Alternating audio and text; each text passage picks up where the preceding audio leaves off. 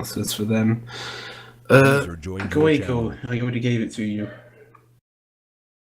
User joined your channel.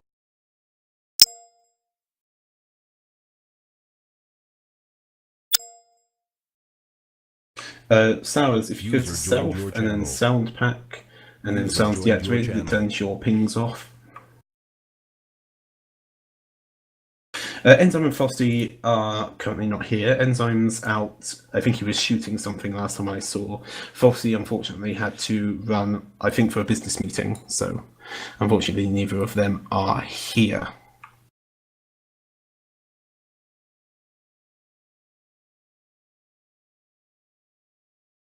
The good boys. Alright, Ozzy, I'll slap you.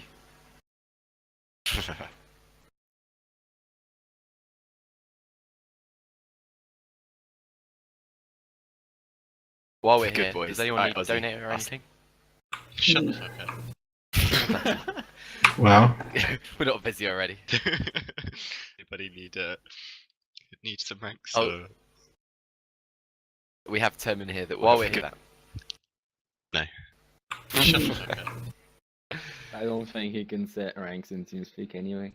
I can, for lower than me. I can.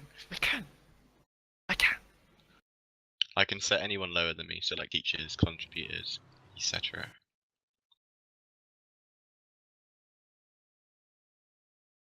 Bambo has requested love, so this is love to Bambo. Okay, and Vold is here. There we go. Okay, it's 2 minutes past. Yep. Got this. Hello, Vold. Vold has only just woken up, I'm fairly sure, so that's why he sounds dead. Just ignore him. I normally do. Any questions directed to him, as he's the best person to answer. Okie dokie. Overview, do you want to start with the summary of 2017? No thanks. Oh, okay. Well, it's been a interesting year for LimeLight, I think we can say, definitely. Not as difficult as some of the past years, but with their own unique challenges that are thrown up. Especially with some contentious subjects, the Rockford map change being one, some issues with inactive staff, and things like that have been dealt with. Definitely interesting time to be a staff member as well. Hello, the user that just joined our channel, interrupting my prose. I could say interesting more, but I think you've got my opinion, my point from that. Unfortunately, there's not much that we can say in the introduction that's not going to be the same as what we say later. Hello, Paul. So, yeah. Has anyone else got anything to add on that? Vold, maybe? Me? Yeah. You'd still be with confidence, Vold. Thank you for being here. How's 2017 for you, Vold? Sorry, I have quite the... Well, I would say that... One second, let me grab headphones so I don't echo. Right. Well, this is going well. While we wait for Vold to get some headphones, I'm going to send everyone a graph of just a sort of, how interesting year it's been for us. That's a graph of the player count and the number of updates we've had this year, just mapped onto a graph. I got bored a couple of days ago, so I made this. Tamara and Enzyme aren't here because of reasons. If you've got questions that you want answered, it's probably easier to send them to Termin rather than put them in chat, because otherwise we probably won't see them. I'm basically organizing all your questions into subjects, so when we hit that subject, they'll be asked. Makes it easier for us, makes it easier for you. Everything's grouped together. Okay, I'm ready. Well, I'm talking about my graph now, Vold. I've sent a link in chat. There you go, Vold. There's the graph. Have a look. So yeah, we've had our ups and downs, but I think it's been improving over the year. I think we can say been growing, definitely. Especially like the updates we've been pumping out since July this year. It's been quite an improvement over what we've done in the past. So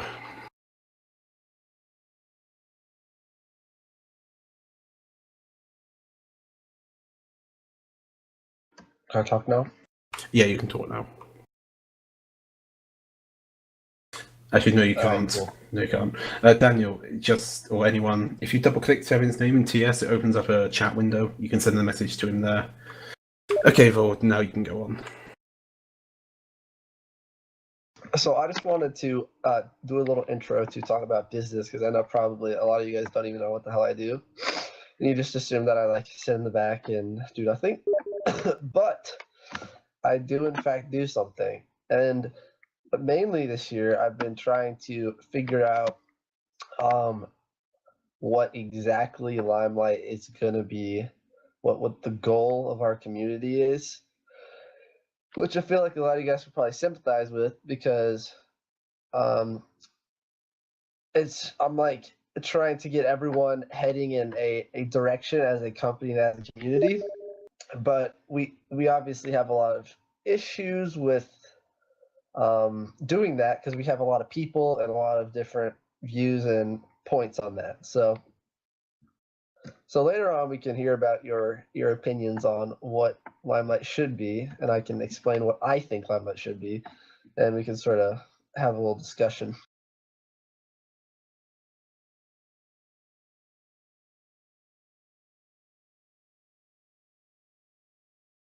Is that the...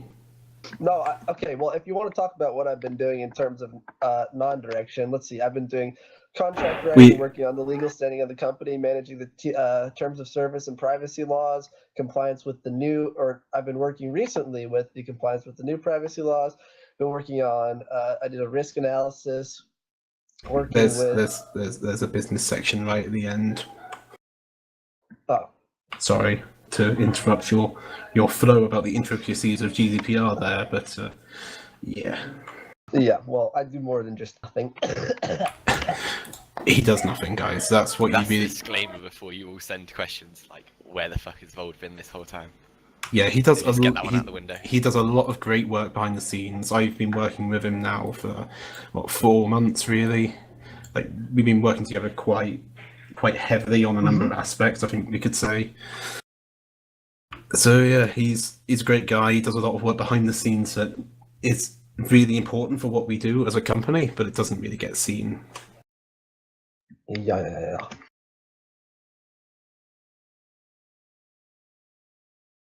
Yeah, everyone would like to see a more gamer, but the work he does doesn't need him to be seen. It's a lot of legal and business, which he doesn't need to be on for that. Okay, plans for 2018 for LimeLight as a business and as a community. I need to find it because I had all my pages set up and I've lost them all. This actually was also asked as a question, so I might as well answer the question here as well. Where are they? Vatiper asked, what is the future of LimeLight? And that really ties into the plans we've got. I can't pronounce umlauts, sorry, Kaijo. Anyway, so what we're looking to do as a community is to improve what we do and how we do it. And I know that sounds really general, but we're looking to expand the community we've got a number of things planned. I think Nacrius can agree with me there. A number of things we think are really going to improve our community planned, but also improving what we have, improving the game mode, making the fixes and the improvements that people in the community want to see, rather than just what we want. Because what I want is to get paid for doing bugger all, and that's not going to happen. As nice as it would be. So it's a lot of trying to improve the game mode, improve the community. And Tamar's going to buy a yacht, apparently. When I asked him what the plans were, he plans to buy a yacht. No, you're hearing people in my background. Yeah, there's a film crew outside my flat at the moment, so it's probably for their film. So I've got one question for which I've stuck under the 2018 plan. So it's regarding, are you as a staff team now happy with Rockford, or are we going to change the map again? Rockford is a very contentious issue. There's a number of people who absolutely hate it and would want to see it changed, replaced, stripped out. Some people think it's good, it just has a couple of issues. Some people would rather leave the community than change. So we all agree it's a very contentious issue. It's just trying to find what to do with that. And sorry, Naxious, I cut you off there. That's all good. Guys, we all know we all have different opinions, we all have different preferences. I was never really a fan of Rockford personally, but I accepted the bigger picture and sat down and said, okay, for LimeLight's longevity, it's better to have a consistent map so that players that come on and make dupes for role plays in Rockford or any map that we select, that in a few months' time they will still be able to use those dupes. Okay, we change the map every few months. That's what's happened in last few months this year, and it does make all of the effort that those people have put to making dupes out the window. So, because of that, and because we can't please everyone, what I'd like to see LimeLight progress to eventually, it's optimistic, but I'd realistically like to be in a position where LimeLight has more than one server. That's expanding the community. That's everyone's dream. If they have a Gmod server, they want to have multiple servers with lots of players. And there is a set plan on how to do that. And I suppose we can go into that more later through the meeting. But the plan is, in my opinion, that we will expand to having more than one server. We'll have a Rockford server, and then whatever other map the community decide to choose, whether that be the V5P map. This is just a way that we could tackle the issue to the map problem, but I personally suggest and recommend that moving maps at this stage wouldn't be a wise decision. Unfortunately, it is a decision that we can't please everyone on.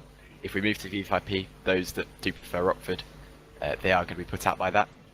So I'm sure that you can all appreciate that.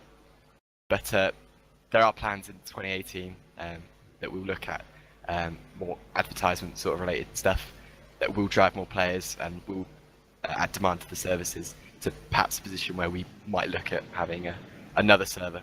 And with that, we'll have to come with things like looking at more staff numbers and stuff like that. But that'll be explained more in depth in the meeting. But as I said, that's just a way that we could tackle the map problem. Yes. Okay, 2018 plans. That's the only question we've had so far. So we good to move on. Yeah. Whoever poked me, your mum gay like Rockford, that is an amazing name. Please don't poke me with that again. Sour Lemon, I told you to send it to Termin. Send me all your questions, because I'm sticking them in a big sheet. So. Okay. Thanks, Dan. Please stop poking me, Dan. Next up, the development summary for 2017. What we've done, I actually spent some time writing this up, so it's going to be awful.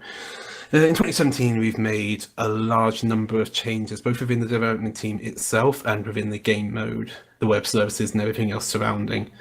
It's not been an easy year, I think we can all agree with that. With January, Burnett resigned, and then we had the content pack issues that happened in January. We then ended up having the timeout issue, which, it took quite a big impact for a couple of months. It took longer than we really hoped it would take to resolve. We have had a number of fixes come out. Vehicle packs got fixed. Superchargers came out in January. Burnett leaving. I put twice for some reason. Tamar took over his job in February, pumping out updates. Atmos, VC mod, tow trucks being added, Discord relay, voice radio, things like that. Same with April. Cameron and Spy both got promoted and re-promoted to developer. Cameron pumping out bug fixes, and Spy working on new content. The Fire Chief job, of course, got added this year with Sir Wolf's birthday. Paul B joined in June, working on the stock exchange and the web services.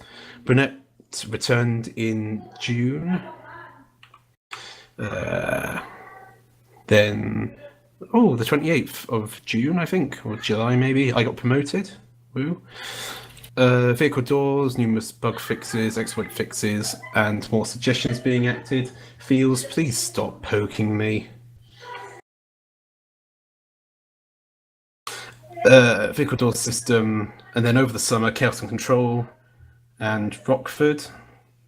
And then the contraband overhaul, recently Sea of Green, the prop update has made a nice end to the year. Thank you, whoever stuck poke block on me.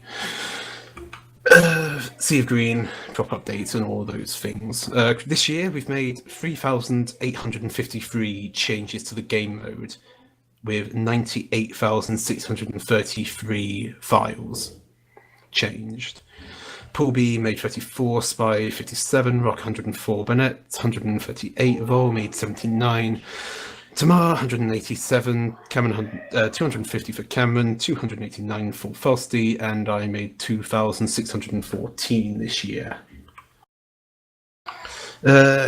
That's about it for what's happened this year. Of course, we've had updates to our web services, we've had the inventory manager and the stock exchange come up from Paul B. So great work from him there. And of course, the Discords came up as well. We've had a number of other things pop up that haven't been on the changelogs. Current progress. I'll answer questions at the end, I think. Yeah. The future plan for this year, for 2018. There's 3 or 4 big areas we are focusing on this year. Of course, as everyone has realised by now, optimization for our game mode is not the best. That's one of the things we're focusing on heavily this year. We've made progress into it last year. The networking changes have helped somewhat, but they're really loud in the background, aren't they? Yeah. Oh, hey, Tamar. So yeah, a lot more focus going into optimization this year than went in last year. We've got 1 or 2 people on the team whose specialism is actually in optimization now, so we're hoping to make more of an improvement now than we did prior, especially since we actually have those people with the specialist knowledge, and also those people are teaching the rest of the development team those best practices to try and keep the servers more playable, whether it be networking optimization or client-side frames per second optimization or server-side optimization to keep everything running smoothly. If you guys have got questions about any of this that I've just said, pop them, give them to Termin. Current progress, I've got a couple. What happened to the H&K 416 that was supposed to be added in during the weapons update? During CNC, yes. The HK is an interesting issue of what happened in the past due to our development strategy. At the moment, we've got a three-stage system. Our stuff gets written on either our personal testing servers or on the beta server. So for the majority of Chaos and Control, it was all written locally, uploaded to beta, tested, so on and so forth. And then it gets... Yeah, Daily, I'm coming to that, don't worry. I'm not gonna hang you out to dry here.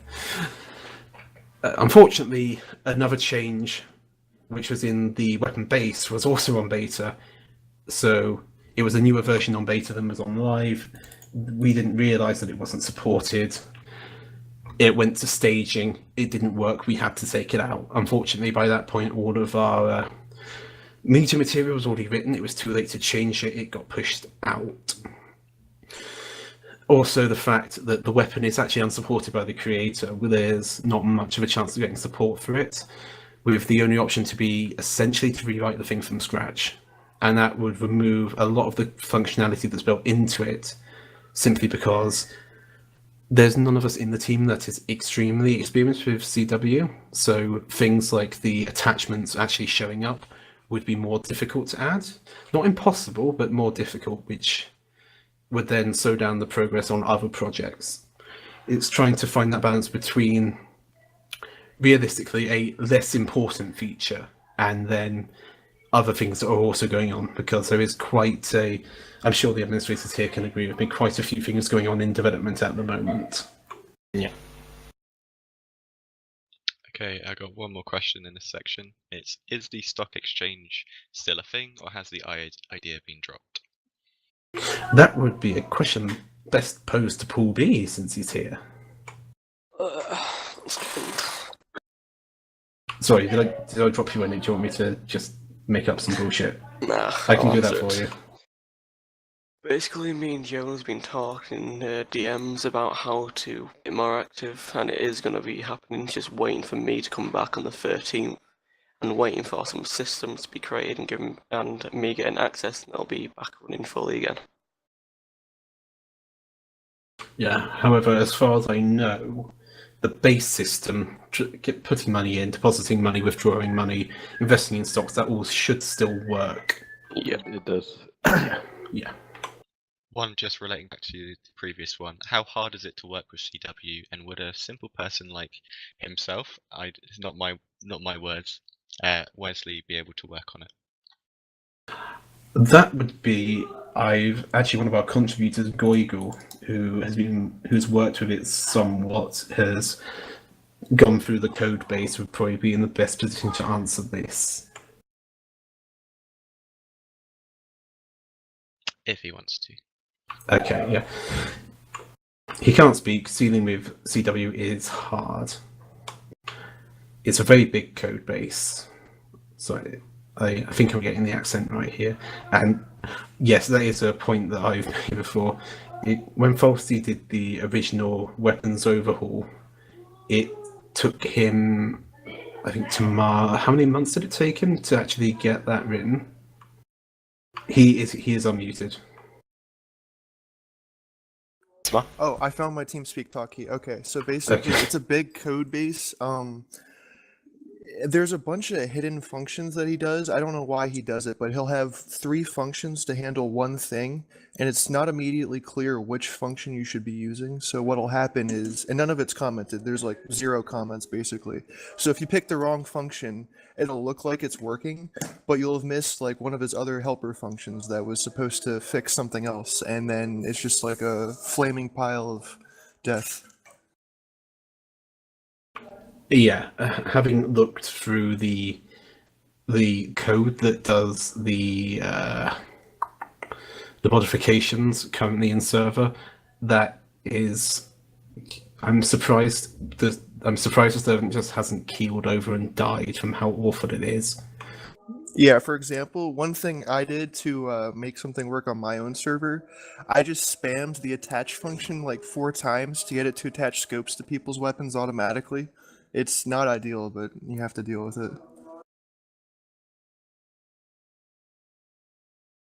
Cool.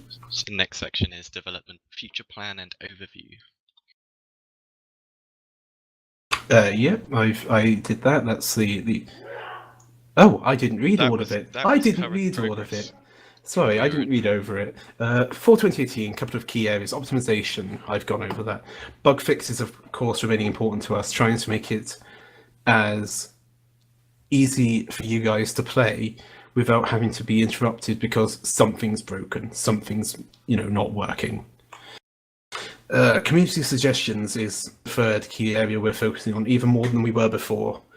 You guys have probably noticed the changes to the suggestions area, how, and the administrators here will hate me for this, how quickly we're pushing through that backlog of suggestions to get approval for them to actually be worked on. I'm sure you guys can all agree about how much I've been pushing for those. I like it. Yes. That's a future plan? And is that all three? Yeah, community suggestions, bug fixes, and optimization are the three big areas for this year or next year. So we've got quite a few questions in this category. A lot of them are due to optimization, which we've answered. However, one of the questions is, why are our servers so laggy, but Fearless's servers are so smooth? The answer is difficult to say. There's a thing where their code base was fairly clean. We started from the same code base 2 years ago when we split off. However, they had the issue where they couldn't get developers because we had essentially taken them all. So we've got that issue where no content was being pushed out on FL for quite a long time, but they still had that sort of community behind them. Whereas we came off, we had Cameron, we had Spy, we had Vol, we have Vol, we have Burnett, we had he's back. We've got Matthias and Noble. More recently, we've got Paul and Rock. So we've been pushing those content updates out, and so anything that was hidden by not having as much stuff on that stack to be less optimal wasn't showing up. That issue wasn't present, even if it was there. It wasn't showing. So it's a case of they've done this, and the poor code base. It was described by Soviet a while ago as being a Tetris board. Every update we pile some more blocks on, but we never go back and try and fill in the holes that we've left. Cool. So another question, will media team gain a TeamSpeak rank? There's a Discord and forum rank for it. Why not a TeamSpeak one? Probably because it's an oversight. Nobody's requested it, so it's a case of it hasn't been done because nobody's asked for it. Cool. That can be done. Yeah, that can be done. Nacrius can change all the permissions around for They will be getting a forum rank soon.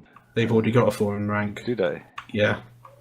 Discord will follow. I pushed. They've got a rank on Discord as well, Daily. I pushed this through the suggestions area like a month and a half ago. Sorry, Daily has been scarred and ruined by articles Yeah. for a long period of time, and obviously details like that. I mean, someone has to do them right. Yeah, it's just take pity. Okay.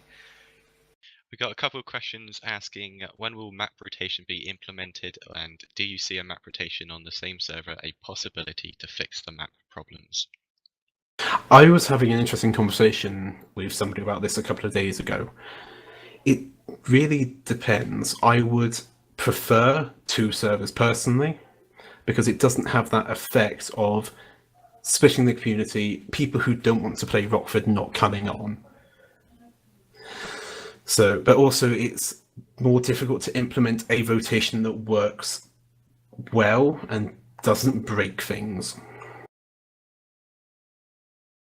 And then, of course, the other things that Nacrius has talked about prior, with the change out from Rockford, those things, will still apply here.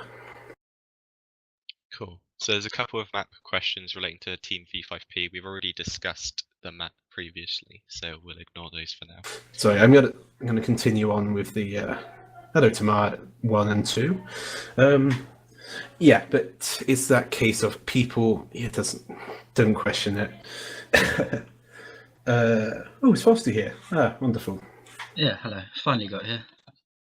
Yeah, only 20 minutes late. That's fine. Better than usual. Not that I'm going to berate you over it. 20 minutes late. Yeah, that's the issue of people may be less inclined to come on, less inclined to RP if they're on that map that they don't like. Cool. Plus, of course, again, everything Nacrius talked about before. Plus, of course, again, the amount of work that would have to go into making a system to rotate those maps, a system to ensure that everything works as intended. All right.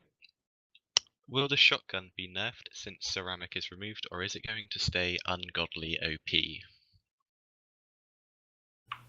That would be a question for the balance master. That's not me. Someone else, please take that question. I guess Black Dog would have the best idea of that. He did help to implement them in the first place. As far as I can tell, they seem alright, at least compared to what it... Actually, their damage was never reduced. It was their accuracy that was reduced, or at least the bullet spread that was increased. But damage-wise, they were never actually reduced. Oh yeah. So they were made less of a shotgun sniper that can kill you from across the map, and more of a scatter gun. Yeah, we changed the range significantly. This is something They're still that's fairly best accurate. left to just a staff review, Fred, to be honest. Mhm. Community suggestions to a staff review, and we'll go with whatever's decided there. I think when I tested their range recently, they have a decent spread up to 30 meters. Yeah, again, it's these balance issues that there is no way we're going to be able to please everyone. So we're trying to find an optimal middle ground that pleases the most people, or that the most people are okay with.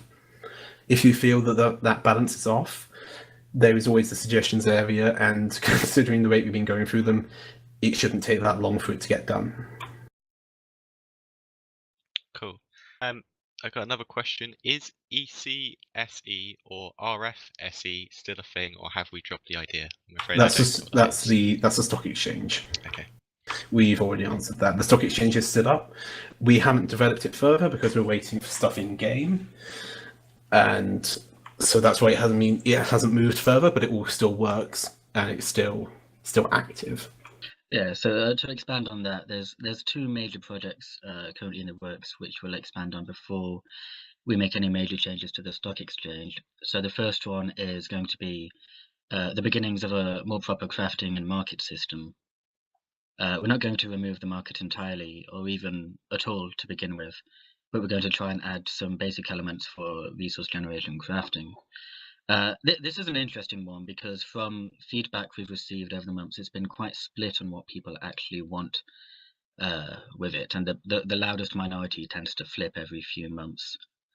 So we're going to add just the basics for now, and we'll see how it works.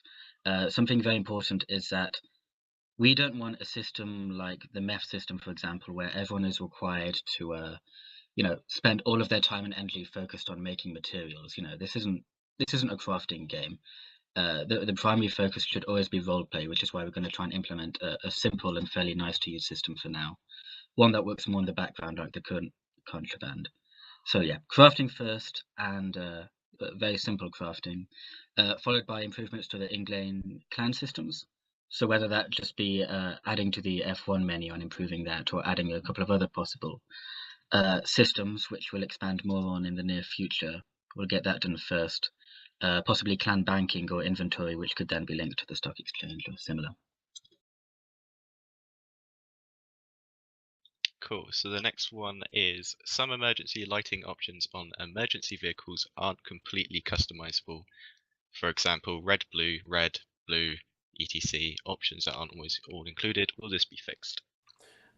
Well, the Dodge Charger was fixed, I think, yesterday, as a matter of fact, whilst we tried to get most of them in the EMBU, there were a couple which ended up being either rushed or, to be honest, forgotten about, because myself and Goigel were going through, and we did, how many were there? Over 50? Over 50 from Goigel. I'm just grabbing the file up now. 75 different vehicle scripts to do in total. So it's a case of where we've either just missed it, or it wasn't done, it was forgotten about.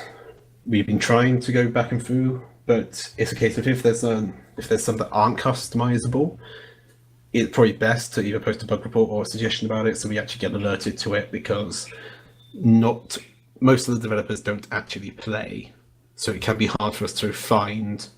It can be hard for us to find those that are still having issues. Okay. One. How many lines of code does the entire game mode have, and is there any unnecessary or useless code still left? Oh, there's a lot of unnecessary. Way too many lines. Yeah. The problem is partly just how the game mode was built, and by several different owners.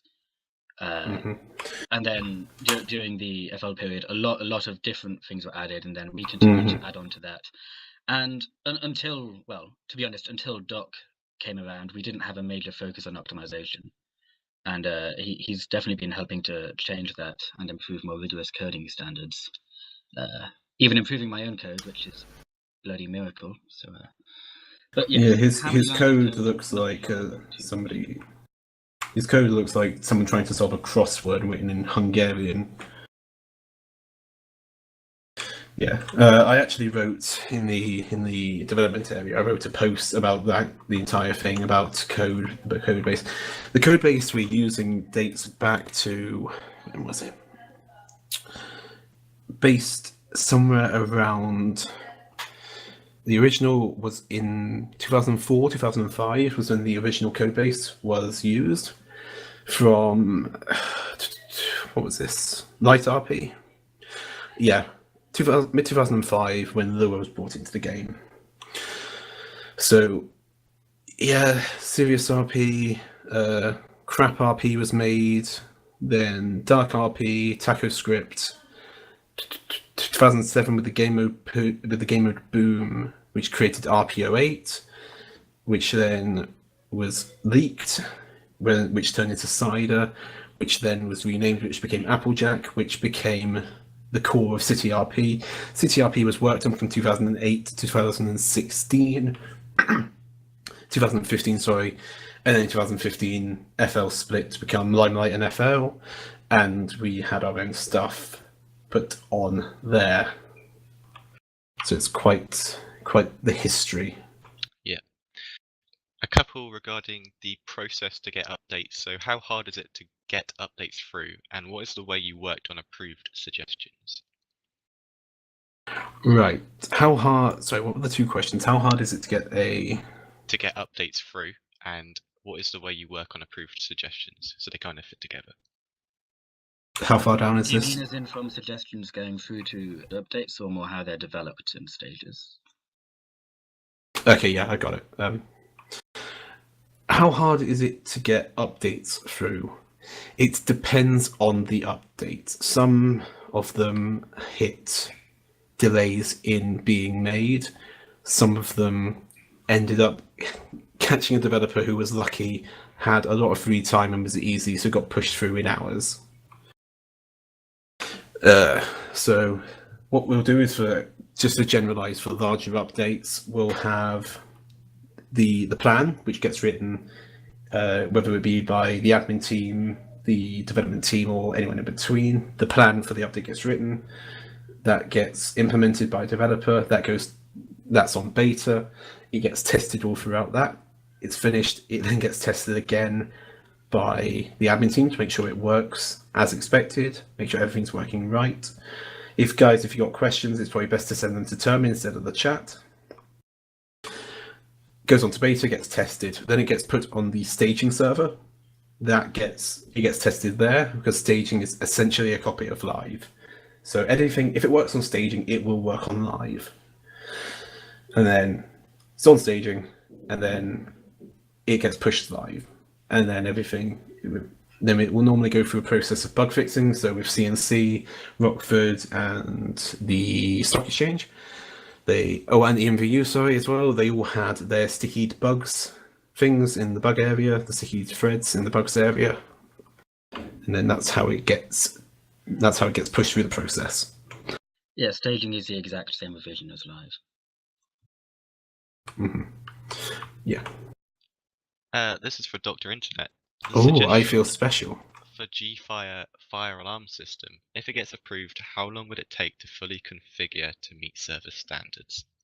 It depends on how much time we have as developers to go through it, how well the code is written to start with, how the team decides it should be implemented.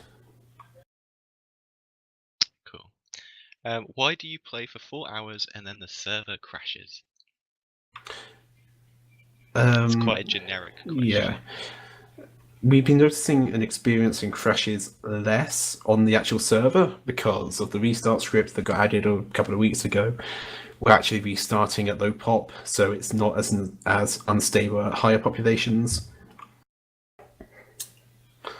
As for client crashes, we're still trying to work that out.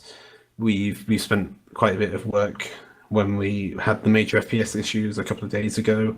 We've been trying to find the cause of the crashing issues, but unfortunately we haven't got anywhere with those yet. Yeah, there's a lot to work through because, as Dr. Internet has said, it's a very old code base. There's a lot in there, and Source itself is, everyone here knows, it's not the greatest of engines. Its use of the CPU is pretty much archaic. Yeah, we've checked a lot of these things server side, and we don't seem to be having many problems there, except for the model cache. That's been having problems ever since the huge prop update was added a few months ago. I forget when. And I've written some things to try and improve that, but yeah, it's quite hard to determine whether or not it's actually causing crashes. But we'll definitely be keeping some more research up on that. Cool. When will clan models open back up? Daily? Clan models. Either Frosty or Daily, do you want to take that one? Well, I'll mention from the update perspective. So, as I mentioned before, the two major updates I'll be working on are crafting, followed by a clans update, which will initially just be the bare bones, get everything on F1, make sure it works right, make sure everyone's satisfied with that. And then at some point, we'll be re-adding clan models. It might be a slightly different system because the previous one had lots of concerns about bias or just interrupting the general flow of dev time and so forth. So that's something for Daily and anyone else really involved in clans to figure out. We already have plans for that, yes. Okay, what about new vehicles for the government and public transport so there could be more RP opportunities for those jobs? For the government vehicles, we went through a couple of months ago the emergency vehicle update that added a bunch of new vehicles for fire and EMS, replaced a couple of vehicles, added some new ones. Whilst I agree it's nice to have more vehicles, I think we've reached the point, especially for fire and EMS, we've reached the point where adding new vehicles isn't going to improve anything. For public transport, so that's a different thing entirely, but then again, public transport is limited to 2 slots on the server at any time. So it's a case of, is it worth that time that, if we're adding vehicles, that's a lot of space in content packs. Is it worth that extra loading time, the extra strain on the server? Is it worth all of those things for essentially 2 people? Okay. Is there any plans to have a command added for police officers to have a Kevlar vest visible on their body, or will they have to always ask a staff member? I believe a suggestion for that is either in staff review or popular. Ceramic got removed, go Eagle. I seem to recall we had some plans for yes, visible Kevlar, but more of an automatic process as opposed to any commands.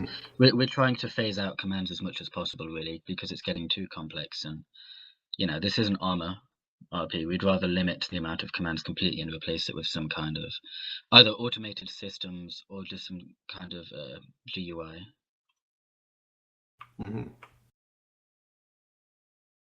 I realise the lags talked about, but is there an actual plan, as in ink on paper? Yes, there is. In quite a lot of detail, and we've actually put down quite a formidable budget for that as well. Yes, if I'm going to quickly, because I had it open for reading out the history of City RP, and I'll just see how many pages there are of actual notes we've got written down for it. So, pardon me, this could take me a second to find it. Yeah, so 3 pages, 44 posts, 45 posts, of which 2 pages of that is literally just planning. Cool. Will grill lights be added to the new Photon undercover vehicles? The Goyles ones? Whoever asked that question, please message me or Termin about which undercover vehicles. I'm afraid I don't have any more than that, so I'm not sure. It's the guy who asked it's still here. Yeah, they are. Goigol's vehicles. Goigol's vehicles. It's a possibility, but we're trying to. The idea for those vehicles wasn't that they were high-class pursuit vehicles.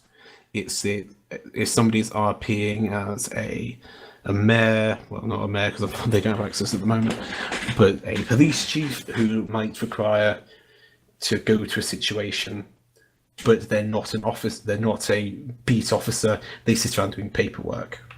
They have that vehicle there, rather than being a dedicated, I can pull out my, I was about to say BMW, we don't have the BMW anymore, I'm going to pull out my Lambo and we've got the best pursuit vehicle. Yeah, it's also intended for the government clans that are looking for more like official looks rather than just like screaming at people telling them to pull over. Yes, that as well. Yeah, Lion's Crest. Lion's Crest and their convoy of 15 Hummers. 22 actually, thank you. Ripping us off. I got a couple, Just paint them blue. couple questions about the McLaren P1. That's it. McLaren P1 will be buffed or stay the same. That is a question for a suggestion, unfortunately. We can't say right now if it's going to be buffed or nerfed. I did make a post on the bug report about I was looking at the wrong script because I'm a moron. But the speed on the server is about right for what the script is telling me.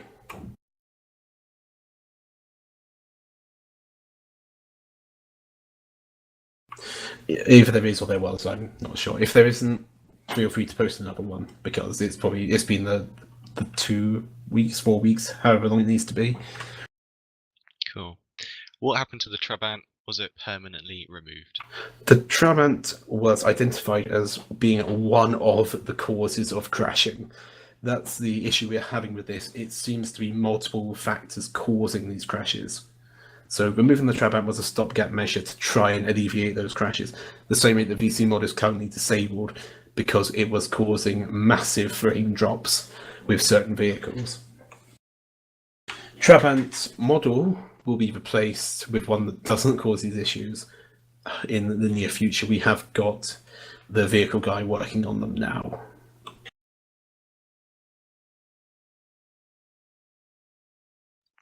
Okay, why do we keep the unnecessary add-ons, even though the suggestion was accepted to remove it? Which add-ons, or is that the models, the content? I think that's the suggestion I made. Okay, if that's the one to remove the content, there is an active project out about that. The only issue is it's trying to find which... Oh, the forms are down again. It's trying to find somebody yell at Burnett because everything's breaking. If you guys have sent me a message on Discord, I will... Paul B, I'll respond to yours in a minute, sorry.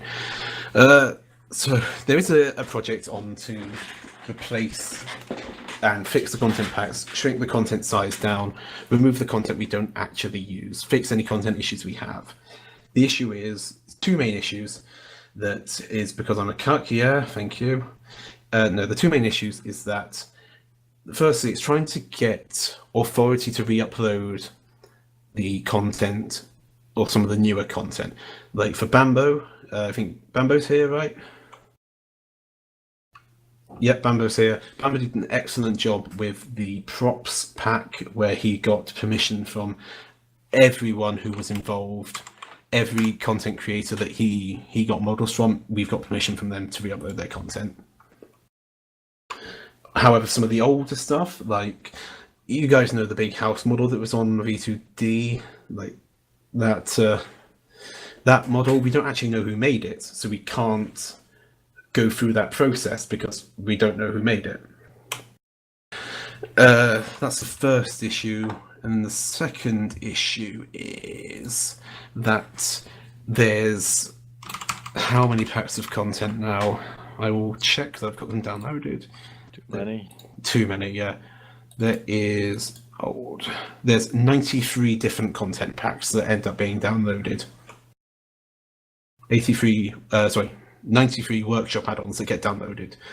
Dr. Internet is doing all the talking because Dr. Internet is a legend. So yeah, it's a case of trying to actually tone down the amount of content we have, but also make it organized, having all the vehicles together, anything clan related in one, vehicles in another, weapons in another. And unfortunately, after a while of doing that, it messes with your head. Alright. Who is the best at coding Lua? I'll pass that one to Falsty. As the I head think of... It's a loaded question, but I'd probably have to say Enzyme. It's probably the best. Yeah, sounds right. That is not correct. I am the creator of that loud noise you hear when you have a lockdown, and those complaints are as a result of what I put together with Frosty. I'm going to own that one. Similar to your microphone. But no, in real talk, it's most likely going to be either Doc or Burnett, I would imagine. Doc's actually a computer science, right, student? That's what you're studying? Mm-hmm. Yeah, so he's actually doing it more professionally, whereas the rest of us are a mixture of Burnett Morons what and... Burnett's doing. I'm doing engineering, and Timar does various other things, but not computer science. Cool. Yeah, he's doing something with computers. Just something.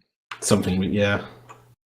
Does LimeLight run on an actual bulky server or just from Tamar's shitty 1990s laptop? I can answer this question. It is currently running on an iPod Shuffle, and all your membership money goes to fund terrorism in the Middle East, where they buy water pistols.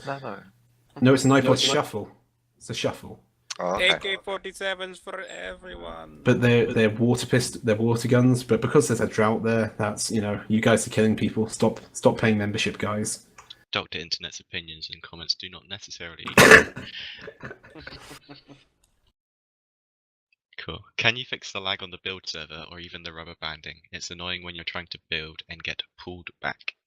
Sorry, I'm going to go back to a serious answer for the last question. Okay. It is actually running on a proper bulky, sitting in a data center server. With some Xeons, I imagine. Probably. I thought it was an i7. Yeah, because you want the single core performance for Garry's mod, because the server only utilizes 2 cores, one for networking, one for everything else. Well, if anyone's interested, I've got the stats here. If anyone actually wants to know the stats. Not really. Okay, fair enough. I was. Wow. Cool. So the lag on the build ever.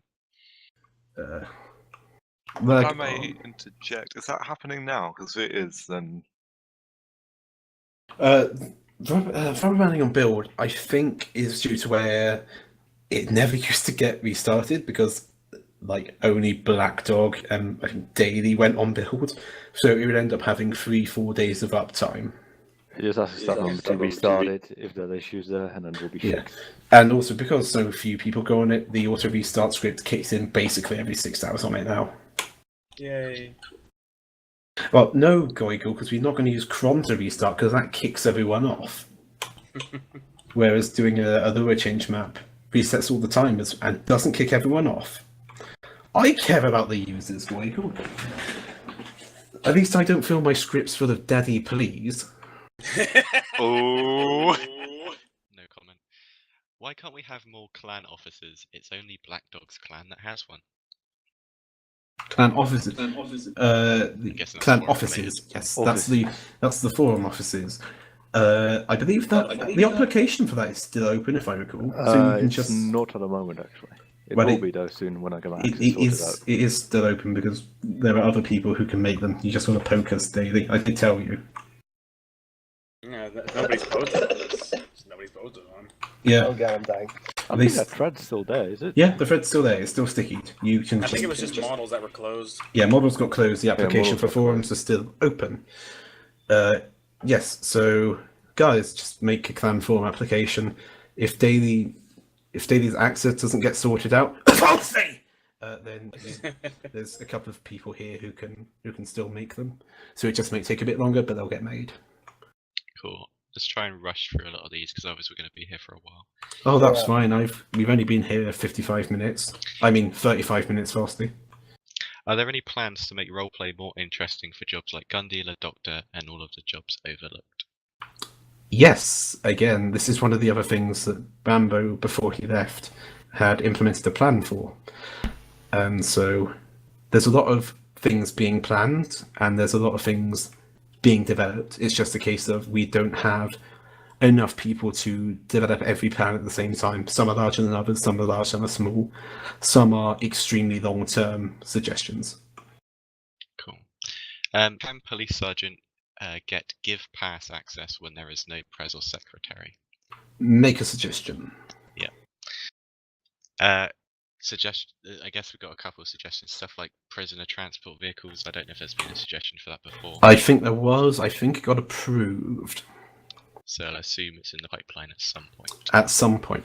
Again, we only released the EMVU a couple of months ago, so it's the case of we're not going to just do vehicle updates back to back. As fun as they are to do, we're not just going to do that. Fire system where fires can get an actual hose.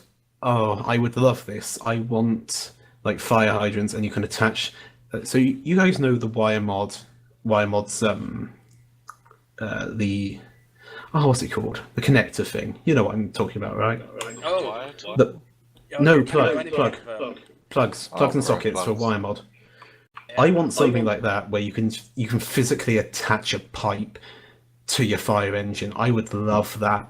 Space Build had that too. That was always fun. Yeah.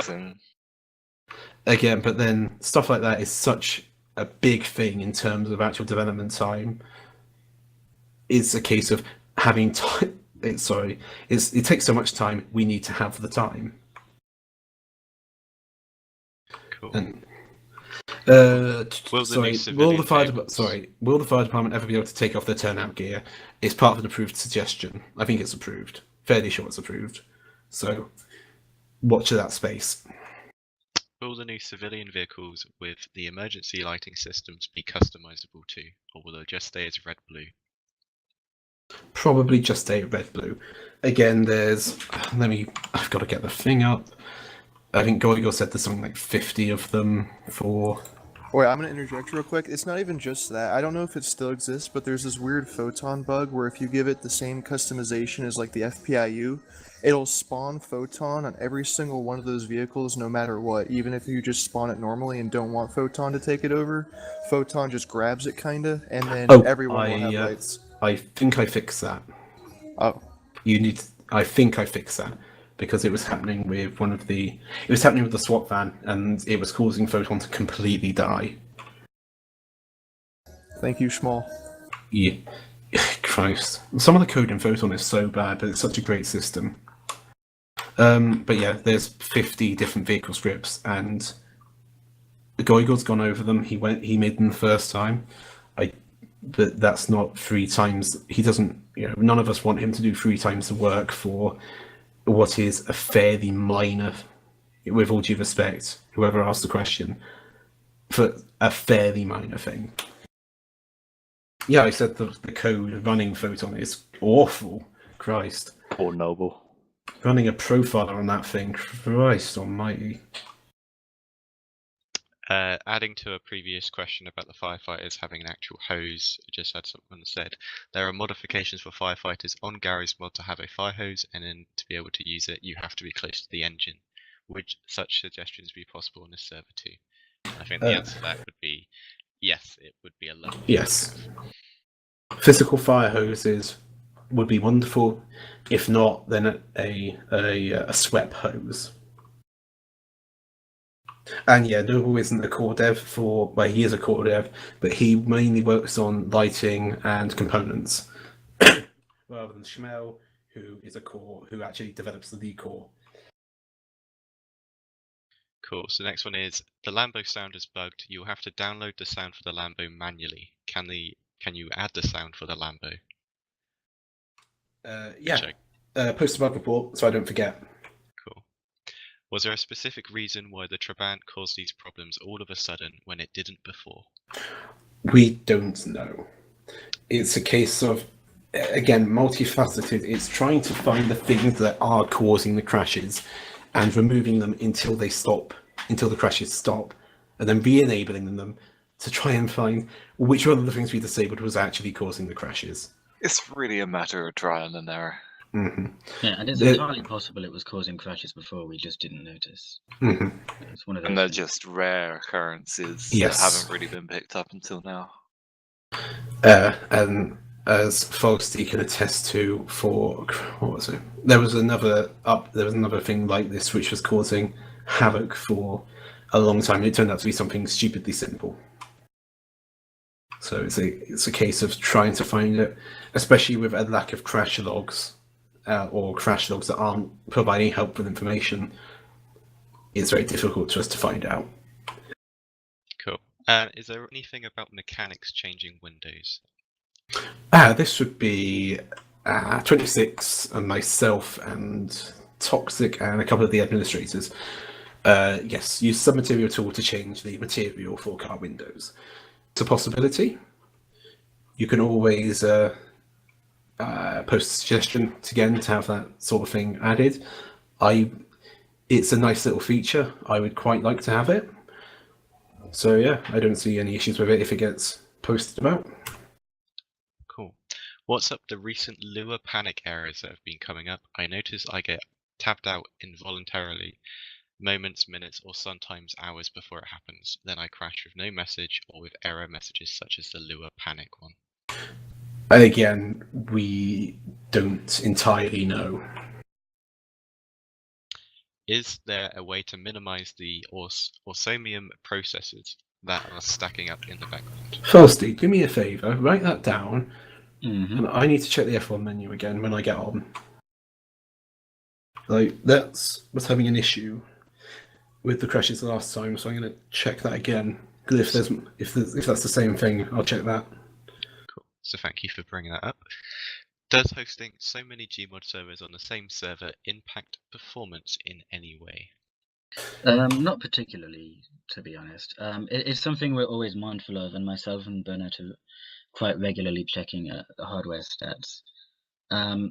Again, Source is quite archaic and quite unusual in how it uses CPU time. It's awful at utilizing multiple cores, which generally means we can keep things quite separate.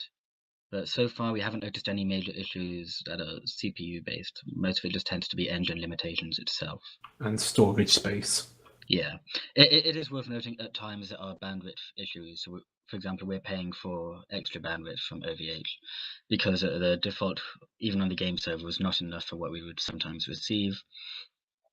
That's partly also why we're quite hesitant sometimes to release second servers, because if we're having to, we haven't had to in quite a while, or rather we've been very successful in blocking them. If we have to mitigate DDoS attacks, multiple servers, it does constrict our bandwidth more, it does make it much more difficult and also more expensive if we need to bring in external solutions. I think that was part of the reason the US server, well, part of it was a map reason, but part of it failed was just due to the costs mounting up very rapidly from having to protect the server. I believe back when we tried Intrepid, it was something in the range of £300 a month just for protection on that server. Cool. So this one's for Dr. Internet. Will the sirens ever have a function to be turned down? I can't stand Main Street right now. We're looking into the sirens because there have been a number of reports of people going deaf. No, some people have complained that they're quite loud. So, yeah, that dog has complained they're quite loud, repeatedly in a very loud voice, as if he's gone deaf and he thinks it's fine. So yeah, a number of people have complained. We've toned them down. We turned them down a couple of days ago. We'll look into turning them down again. We're trying to find a spot where you can hear them, because we were having issues before where people couldn't actually hear sirens behind them. Will the original car sounds be uploaded to the server? I think this is in relation to any vehicles that have the Half-Life 2 Jeep sound. Right. Yes. I'm not sure why they aren't there. I think it might have been a content pack thing. So if you can compile a list of everything that doesn't have default sounds and post a bug report, that would probably be the best course of action for us, because then it makes it easier to find what's missing. That being said, some of them I seem to recall probably a year ago when we were adding some more vehicles, we chose not to upload them for the time being just because the amount that was going into content packs was stacking up far too fast. And it is nice for every vehicle to have its own unique sound. It's, small quality of life improvement, but it's minor, and we have to consider just how much we're actually adding to these content packs. Yeah, I'm just opening the properties on the content packs download folder I have, and it's still counting, but at the moment it's at 12 gigs and counting. Cool. Moving on. Did Doctor know when you shoot a car, it crashes people? Yes, because I've been crashed out by it before on FL a couple of years ago. Everybody has. Yeah. It used to be the G65 that caused it, and I think the Trabant was one that was causing it as well. We got that confirmed. That's why that got removed. It's a case of trying to find why it's being caused, what vehicle's causing it, what are the particular circumstances that make it crash. It's decals on vehicles. Yeah, I talked to Facepunch, and they said they fixed it, but they didn't. Basically, putting decals on certain models messes everything up. They said they would just remove decals, but they didn't, so... Okay, cool. Going back to the previous question, currently we have something like 15 gigabytes of content. Yeah. I mean, for most games, this doesn't sound like very much at all. Most games on Steam, you download it in the background. The problem with having that much for our server is you're waiting just on a loading screen. There's an Osmium processor, which does mess with people's systems as well, which is why I'm not sure if it went through properly, but I disabled all loading music a while ago, because anything that actually has a system side bug for users, that's just not acceptable. So that's gone. But again, it's not very fun to wait on for 5 to 10 minutes to download the content, especially for new players. Yeah, there's also, again, issues where if people run Garry's Mod on an external drive or secondary drive, Garry's Steam Workshop downloads onto your primary and then copies it over, rather than downloading directly onto the secondary. So that causes extra slowdown. People on limited connections have issues to that, so it's trying to limit the amount of content we have to serve. Cool.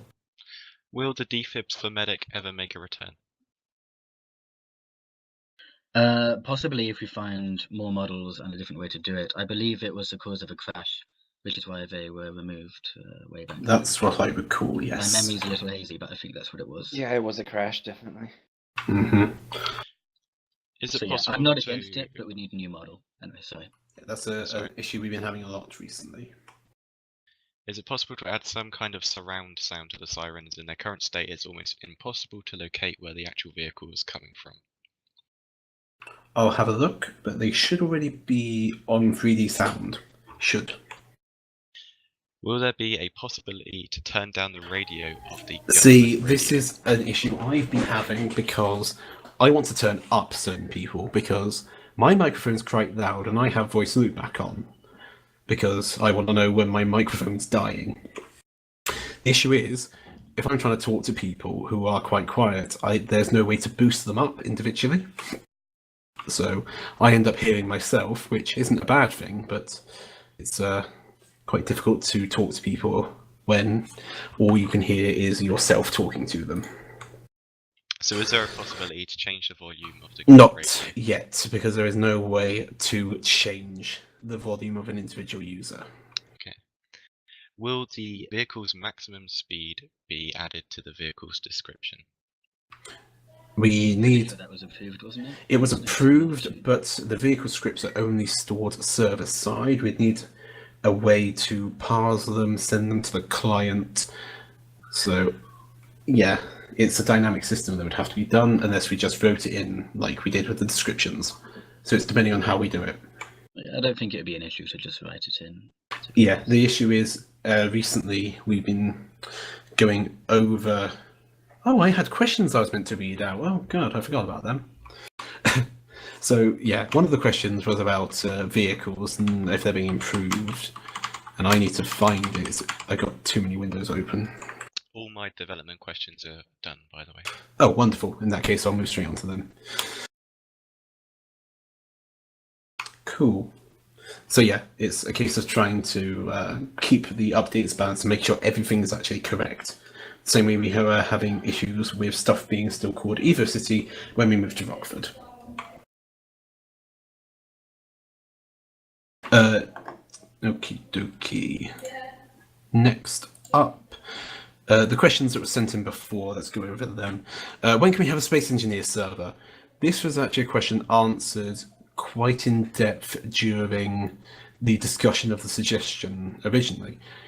And the overall opinion is currently it is lacking quite a few features, especially when comparing it to medieval engineers. But because it is a fairly short, the same team writing both of them, the features should be ported over, and that's the features should be ported over. The other issue was we worry that there isn't currently the presence on the main servers, though that a Space Engineers server would just pull from the pool of players who play the main server rather than pulling in new players. So yes, we will probably have a Space Engineer server, but not right now. That brings bandwidth back into the question as well. When it's suitable, of course. Mm-hmm. I believe with Space Engineers, we actually had to buy a separate Windows server to host it. I'm not sure if they've released a Linux server yet, but they didn't have before. So yes, we were. I don't believe the Linux server has come out yet for it. Just a quick notification to everyone here, if you're looking at the forums, Burnett's just doing some quick testing, so that's why they're occasionally going down. So nothing to be worried about. Do you have any more development questions? Oh Christ, yes. Go ahead, Vold. Never mind, just keep going. Okay. Why do I see so many developers remaining inactive, or in one specific case, stealing content, breaking server rules, not being dealt with by HR? Why should they keep their position when contributors topple their work and activity? This was answered by Enzyme, so just going to read out his answer because he's not here. Probably shooting some moose or something. Issues like the ones described have always been viewed and treated very seriously, and staff members, both administrative and developers, are dealt with. However, the public doesn't always hear about how it's handled, but they are always handled, whether that be by HR or sometimes within the development team themselves. That tends to be the same sort of thing for staff in general. If there's an issue, it's usually dealt with internally and outside of the public eye, usually out of respect. And it's just to keep everything more organized. These things the public will not hear of unless it results in something drastic like an actual demotion. Most of the time that doesn't happen. All of the complaints go through HR and they're always investigated and dealt with. The public will most of the time not hear of this. That's just normal how it goes. It's because everyone's too busy playing Warframe and talking about anime. Why do some administrators not have to do any specialist positions while one developer has to do 3 to 4 positions at once? Are we leaving those for the actual staff section? Did you want to leave those for the staff section? Yeah, I feel like should leave that for the staff section. Okay, what is the future of LimeLight? We can leave that for business. Rockford has been described as a war zone. If this is City RP, is there anything planned in the future to remove the status of war zone from Rockford? Yeah, we've got a number of updates that have been planned. Some are being worked on, some are still in the planning stage, to try and emphasise and promote passive RP, whether it be as a moneymaker, as woodcutting used to be, or just as something more fun to do, rather than the players who would switch between them just focusing on that aggressive RP. Yeah. I mean, it's worth noting with that, we're not going to be trying to get rid of aggressive RP, because so long as the community enjoys it, there's no massive inherent advantage to passive over aggressive RP. It really depends on what the community votes for, what most suggestions look like, and what people tend to enjoy. So we have to work on updates for both of them, and we're trying to strike a good balance there, and I think slowly getting there. Yeah, I'd silently. like to add to that while we do our best to encourage certain areas of roleplay, it's also on you as the players to explore those avenues and go out of your comfort zone with. See, I mean, I've played CRP for a while. I know what I prefer. I spend most of my time either administrating or I go into government roles. It's just my preference, and I'm sure you have similar preferences. But if you want more passive roleplay to happen as well, it's on you as well to sort of make those situations happen, and other people will follow your lead. There are people that are interested, but those people need to come together, and we'll support you the best way we can. But it's on you as well to sort of instigate those situations as well, and we'll try and support you where we can. Okay. Firearms such as assault rifles, machine guns, submachine guns seem to be very easy to come by, especially ammunition. Is there any plans in changing this at all? Again, there's a number of plans to deal with weapons. However, we don't want to neuter aggressive RP just because some of us don't agree with it. So there's a number of plans, none of them being finalised because it's a very complex situation to work around. Yeah, I mean there will be changes to how they are produced, with a focus to change most of it over to crafting.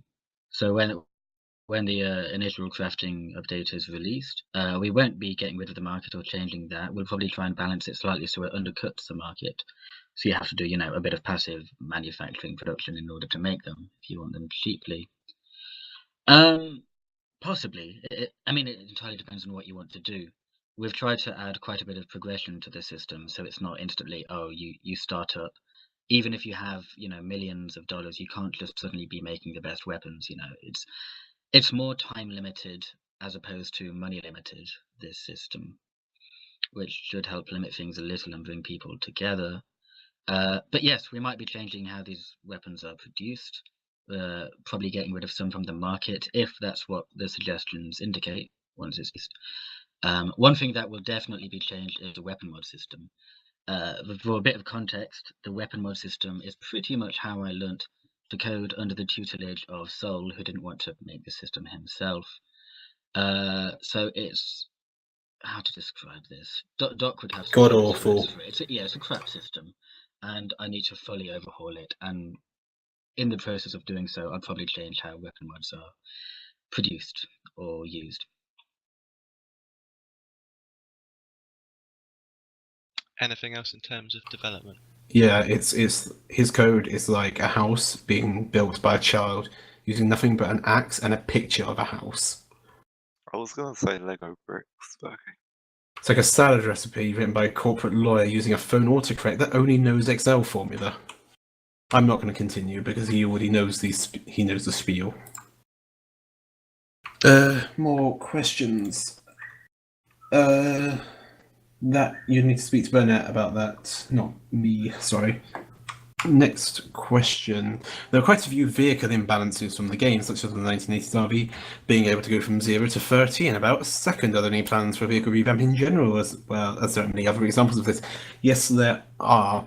We've been working with Rock to get a number of changes. So the ambulance has now got a gearing system, so you can actually go up hills now.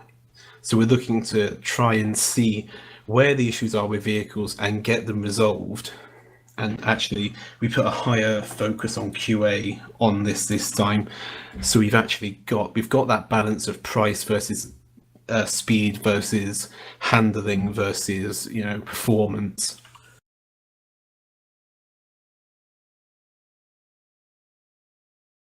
I've just got a couple more. Okay. What is Internet's thoughts for there to be an ability for criminals to lockpick the police armory? Why does everyone ask me questions? I don't know. The suggestion got approved, and I personally think it would be a nice idea. Thank you, Cole. The other one is related to the more passive RP ways of making money, which I think kind of touched on before. Yeah, there are plans in place, so you can make more money through passive RP, and they should be coming relatively soon, possibly, probably not. Don't get your hopes up. But but there's also a number of long-term plans we've got in place as well. So, or we're putting in place. Is there anything else, Frosty? I mean, I'm pretty sure we've covered that over the last few questions. Really. Okay. LimeLight's economy has increased quite rapidly to reach a point where, with players receiving $600,000, which was gloated about in OC from the recent updates, are there going to be any changes happening to counter the mass increase in the economy? Okay, well, one of the things I mentioned before was that the crafting update that's going to come, it's mainly time limited, or perhaps in the future skills limited. Money will have a very small impact at the start on what you can actually produce and how quickly you can produce it. It'll help, but for the most part, we've tried to balance it so that whether you're a new player with 10,000 or an old player with 10 million will make very little difference in how fast you can actually be crafting decent things. Mm-hmm. We've got a number of plans in place, or we are putting a number of plans in place to try and counter this. So I think one of the things was when we rebalanced contraband, we said we were going to continue looking at the balance of it. Same with weed, we'll continue to watch the balance to make sure we don't have hyperinflation in the currency, and we seem to. Well, we have had inflation because it is easier to get money. It's not been excessive, I think. Yeah, partly also there is the idea of using money sinks to rapidly get rid of money, but it's somewhat controversial and not always the best way. There are areas where it works out well. For example, if you get shot, you use a weapon. That's fair enough. There's some things that we've removed completely recently. These kind of stemmed back in FL and continued over. We didn't really deal with them. For example, the idea of just crashes, getting rid of contraband and so forth, and that was just considered, oh, it's a bit of a money sink. That we've completely fixed because it's really not fair to the player at all if they just have a crash and lose everything. So to a certain degree, we need to just be very careful with how money sinks are used, which is why it's best to go for time, skills, or even group limited systems requiring players to work together. Okay. There hasn't been much of an increase in clothing apart from those involving governments with the recent agent clothing. Are there any plans for underground or other casual clothing such as the Rebels from Half-Life 2, or even cosmetics such as hats, glasses and masks? I think we can split that into two parts for general clothing such as the Rebels underground clothing, and then cosmetics can separate into their own part. So yes, we are looking at new clothing, whether it be regular or membership or rep locked clothing. So there's a lot, but the thing is, again, as I said before, 15 gigabytes of content, trying to tone that down to stuff we've either already got, reusing it in a different context, that sort of thing. For cosmetics, there was actually a project about that a while ago. Unfortunately, the person running that left, so it's been zombified at this point, and we don't have anyone free to take over it. Is there anything else you want to add, Fausty? I think you covered it pretty well. Coolio. Next, agent clothing from. Do I have a tank of water next to me? No, I don't. Why? Agent clothing from Chaos and Control has been a stunning hit. I'll probably have to go and grab one in a minute. Will there be any female alternatives for the models in the future? Yes. We're always looking to improve the experience for our peers who are peers female, whether they're male or female. There was a thread about this in development a while back, and we're trying to find which job. At the moment, we're trying to find which jobs do not have female variants. Yeah, I'm fairly sure C-Mob planned on doing a Yes, more when she comes back. The only issue is, again, we only have one active developer contributor who can do player models. Correct me if I'm wrong, guys. So And unfortunately, she's at university and rather busy at the moment. So, and she also has a number of other projects assigned as well. So again, we're trying to find solutions around it, whether it be packs that already have female models, such as the military suits, the sci-fi military suits, or whether it be having our own creators, such as the female SWAT sergeant, or so on and so forth.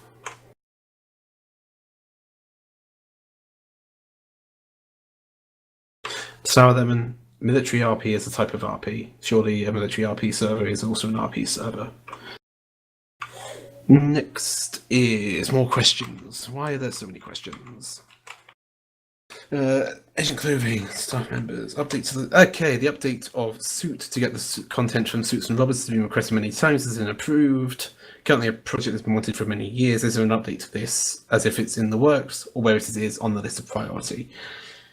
There is currently no priority set for the Suits and Robbers pack.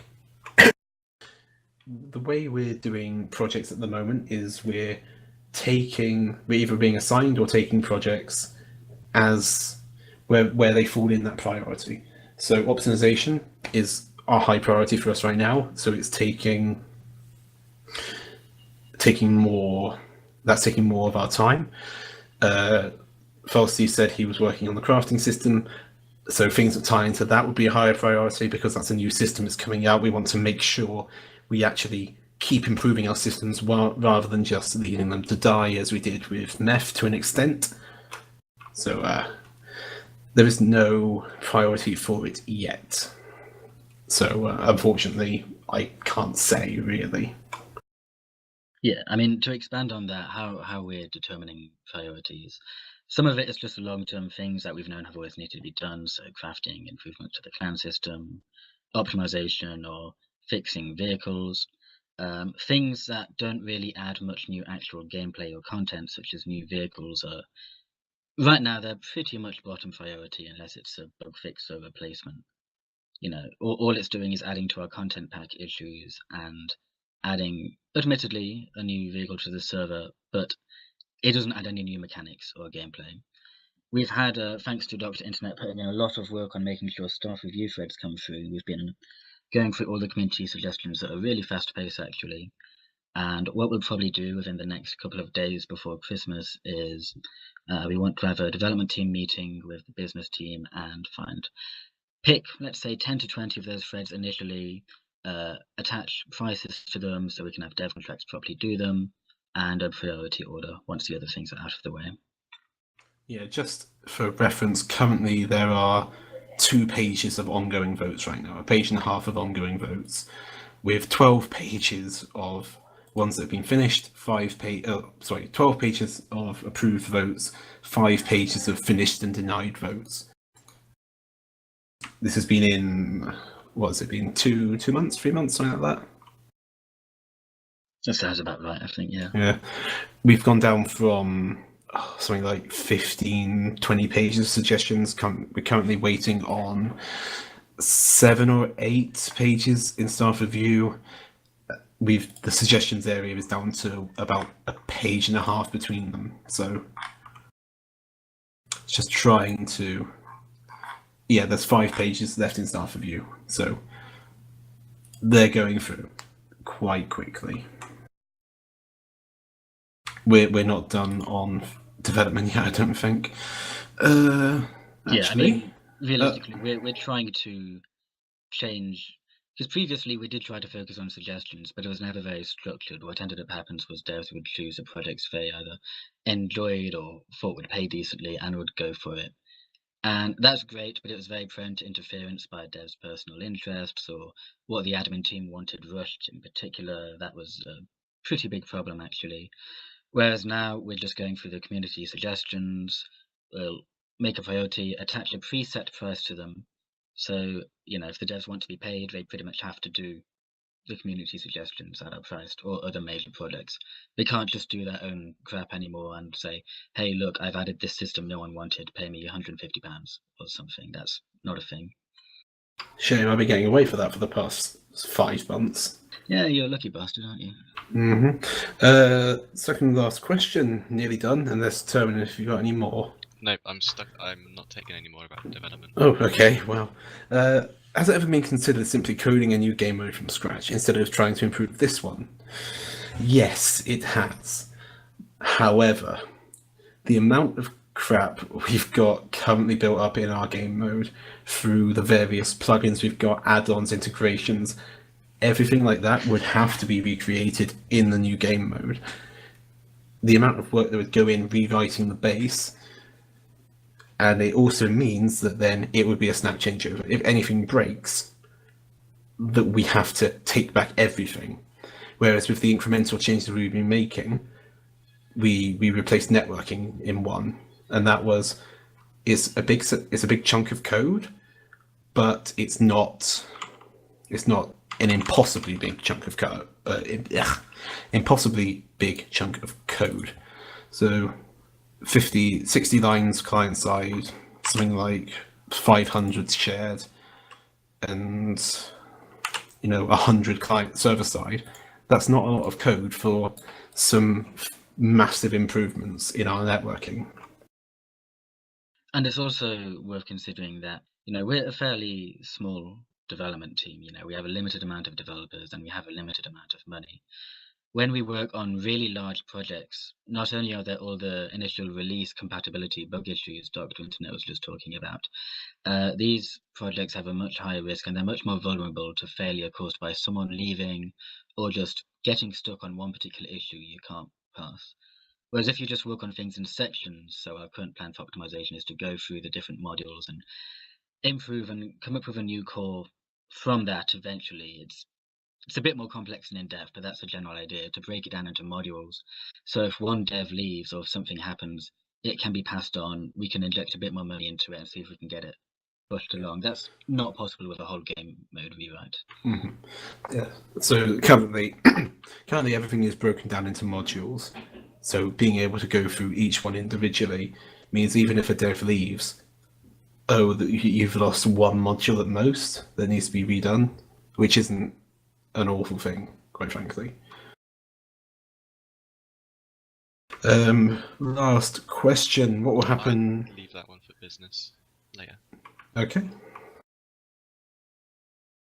So we're probably ready to move on to a staff section now. I hope you guys are happy. Staff overload. Overload tomorrow. What's happening with the staff? Well, I'll just start by saying yes. We are obviously aware that staff team is quite a lot smaller than it was before. We only have 6 admins now. 7? Not counting. Or 8? Well, 6, 2 devs, 2 dev admins. Point is, it's really short. It's smaller than it was, yeah. But we've there's been obviously a lot of questions about inactive staff people, which I'll go to the detailed answers to those questions in a bit. But generally, as you saw, we've gotten 2 new moderators who've been doing a very good job so far as I can tell, at least, and have been putting in a lot of hours on the servers to cover up those. 3 new moderators, yes. Two new moderators and 1 developer only who became a moderator as well. Thanks for reminding me. Yes, they've all been doing a good job in putting in a lot of hours moderating the server, so they've been able to cover those windows pretty well. I might as well just read out the questions as well, because everything I'm gonna say ties into answering those questions as well. So let's see. What are staff going to do with the rising activity problem with staff IG? Some days we're left with 1 or 2 mods coming out and doing some or most of the work before they're burnt out. Well, right now we have the new mods, which I don't know about them, but personally, when I got mod, I couldn't be burnt out by anything. I was on a lot, and they're on a lot, and at least at the moment, there is no immediate danger of anybody burning out, hopefully. But even then, we are always looking for new moderators. This is not a short process. We cannot just say, okay, we need a new mod. Finger flick, oh, this is a good candidate, promotion vote, done. It takes a lot longer than that. There's not very many obvious candidates who we can just say, yep, this guy is a perfect fit for mod, because, well, people play, people go inactive. If you find a person who has been very active and probably a good fit for mod in the past, they might have gone inactive now, and you most of the time can't really go off of this notion that, oh, if we promote him, he'll probably go active again. That doesn't really is not really a good way to think about it, so we can't do that either. And generally, finding somebody who's a very good role player, a role model for the community, has a clean record, and has a good mindset in our eyes that will be a good fit for moderator is not easy. And making a mistake can be very costly. You'd rather not have a moderator than have a bad moderator, at least in my opinion. I think a lot of you might agree on that. Yeah, if I can go, if we remember Beth Locke, who a number of years ago, I think now, would it be, who had this sort of thing where he was an amazing moderator when he was here, but he went inactive, and so he got promoted while he was inactive, or just when he came back, and then went inactive again. So it's trying to avoid that sort of thing. Yep, and as for admin inactivity, as you can see, some of the more staff who have moved on with their lives because, well, when they started, it was more of a kind of, they had more free time, but now people are moving on to uni and lives, and after thousands of hours of spending on a single game, you do get kind of burnt out. We like to give members of staff the opportunity to take a break if they need to, because just saying, oh, you don't want to play now, leave, we're gonna end up with no staff eventually. And giving people an opportunity to take a break for maybe a month or so is a good thing, because they are more likely than not to come back and with more life and to put more hours onto the server. And I lost my train of thought. Don't burn out. Yeah. Come back to it later if you lost your train of thought. No, one sec. You would talk about staff activity and giving us breaks. Yes, breaks. And basically, yeah, the problem right now is that sometimes it might end up with multiple staff members having this break at the same time, which is basically what we might be experiencing right about the times when people start complaining about seeing few admins online. It's just kind of a coincidence more than not.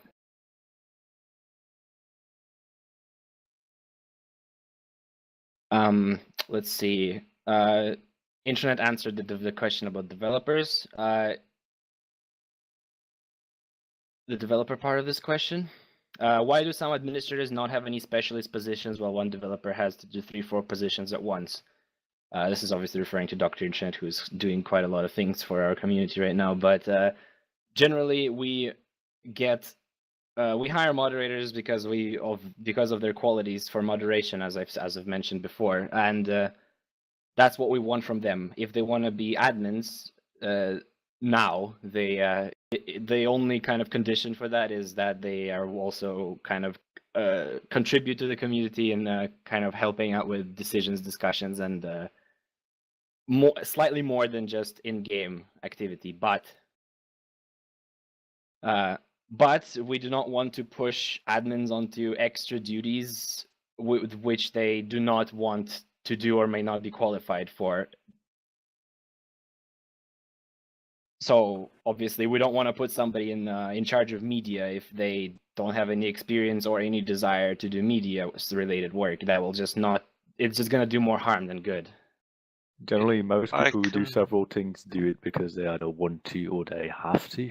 Because we have a limited amount of skills in the team about certain areas. Leading on to that, if you're forced into a position as well, if you look at it from our perspective, if we're just put into a position that we may not particularly care as much to, let's say, I don't know, Daly was to go into media and he didn't really have an interest for it, it would be kind of more of a forced interest, and the commitment wouldn't really be there to do as well as someone who would willingly do it, because they'd have more passion to do it. And thus better results would come out of it as well. Yeah, if I'm going to continue on with that, see the thing it was listed here had leading development, leading media contributors, and at the time leading Discord. Well, media was a temporary position for me. So while I understand the question is more generic, I can give an answer for myself. Media was more temporary and has been since passed back to someone else. Discord was because I set it up, and for some reason, no one else stepped forward for that. So I'm not sure why that was kept, but it was. Contributor is was actually for my interest in the contributor team and making sure they do well. Well, I actually care about these guys. It's because I like Goigo, yeah. And development was because this was a time where we were pushing through a number of issues in development. And so actually having that authority to be able to say, no, guys, what you're trying to tell us to do is completely moronic. Back off and let us work. Actually giving us the authority to be able to say that.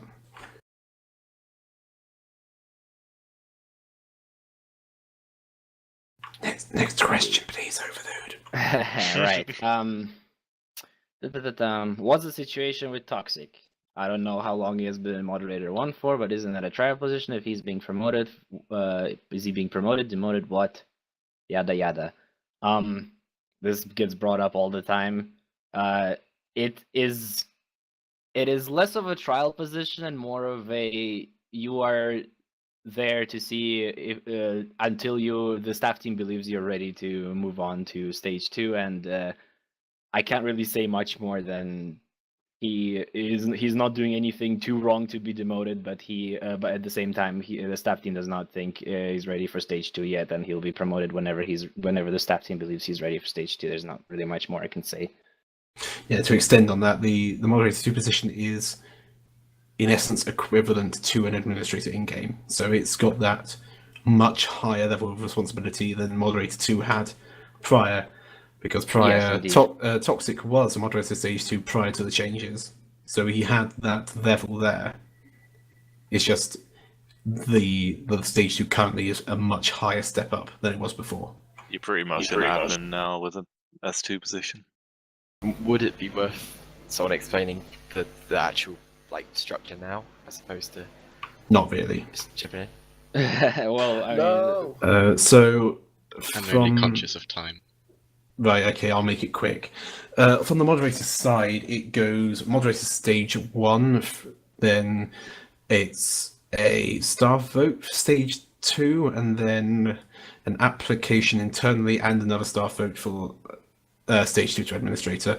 For the development side, it's developer only to developer mod with a staff vote, and then developer admin with a staff vote. Yeah, TLDR. There we go.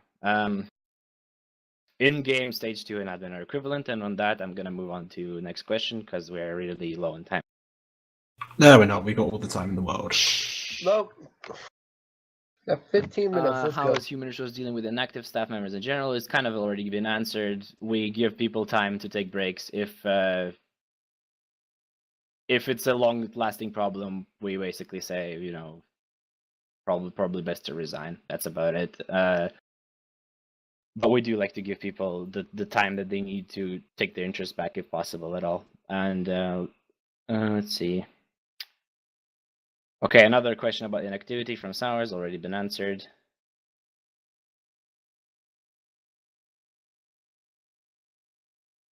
What is being done to solve the issue of toxic members of the community? It's causing people to reduce playtime or even leave, blah, blah, blah, blah. Well, we're trying to address this issue but it's difficult because honestly, people have very varying definitions of what toxic is. A Yeah, I mean, moderator. part of it, if I can interject, sorry, part of it's our end, just better discussions and just better transparency with the community as a whole. For example, last year,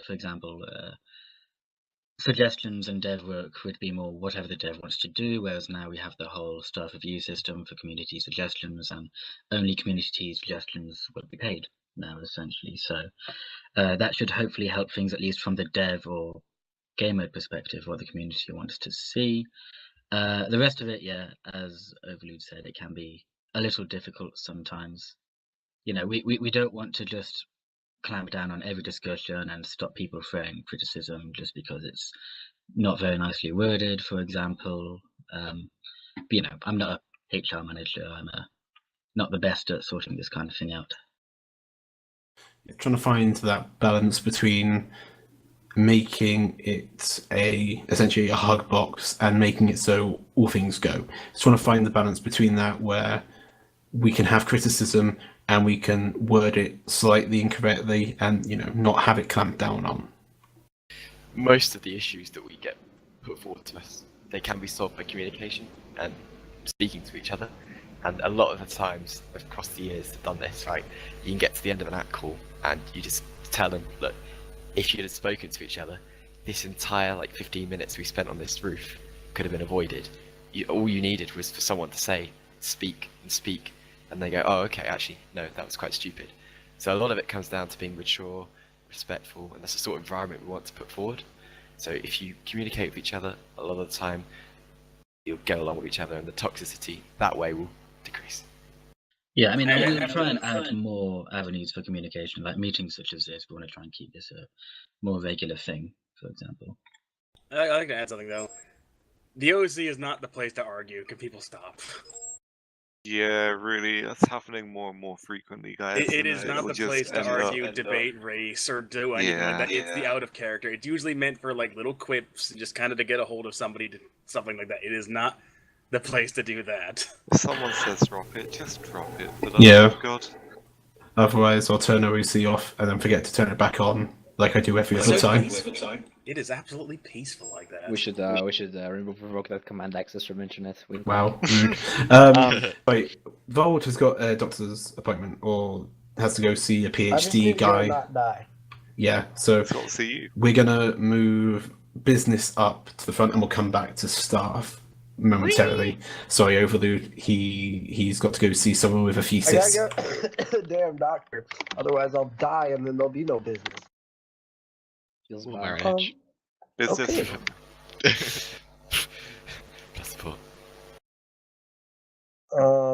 Let's see. Business. Here we go. What is LimeLight about? This is a question from Leon. Shout out to Leon. Well, let me tell you what LimeLight is about to me. And this is a very important question because we discussed it a lot and we're like, what the hell is it? I think, personally, I think there's a lot of issues with what people think LimeLight is because everyone's very compartmentalized and narrow-minded in terms of the view of the community and the company, whereas I see it as, what are our core foundations? And I think you guys can agree with this in terms of, I think our foundation should be providing fun, number one, because people aren't going to join unless we promote fun. It's got to be prioritizing fun, community, and interaction between players. I think that's what LimeLight is. I feel like right now we got priorities in different places, but we're trying to fix that. Question number 2. Does Tamar have enough money for his yacht? Yes. Actually, I've stolen all the yacht money, so the answer is no. Long-term plans. Are there any plans to introduce Minecraft Tech It Legends or Space Engineers back to LimeLight? We answered Space Engineers. I feel that Tech It is on the same lines, not currently, but possibly in the future. Yeah, I would say that. Is there any chance to expand further? We've talked about expanding quite a lot.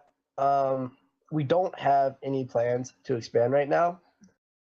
We've looked into plans a lot, but we have a lot of internal issues trying to figure out what we want to do, and we have disagreements in terms of, and there's some dissonance between the community and the internal team too in terms of expansion. I don't think that expanding is bad, but I think if we do it, it's got to be really carefully planned, because what's previously happened is that we've pulled from our main servers and just put onto another server. If we're going to expand, we need to make sure that we have a budget, we have a plan for advertising, marketing campaign, paying a YouTuber to check out our server, et cetera, et cetera. Stop complaining, and we're not talking about OC right now. Shut up, chat. Focus on business. Yeah, just keep it on business, otherwise we're gonna run out of time. There's 10 minutes left. Come on. Yeah. So if we're gonna do it, it needs to be done right. I think we should expand within the next 6 months, but it's got to be done right. So we're not gonna half-ass it.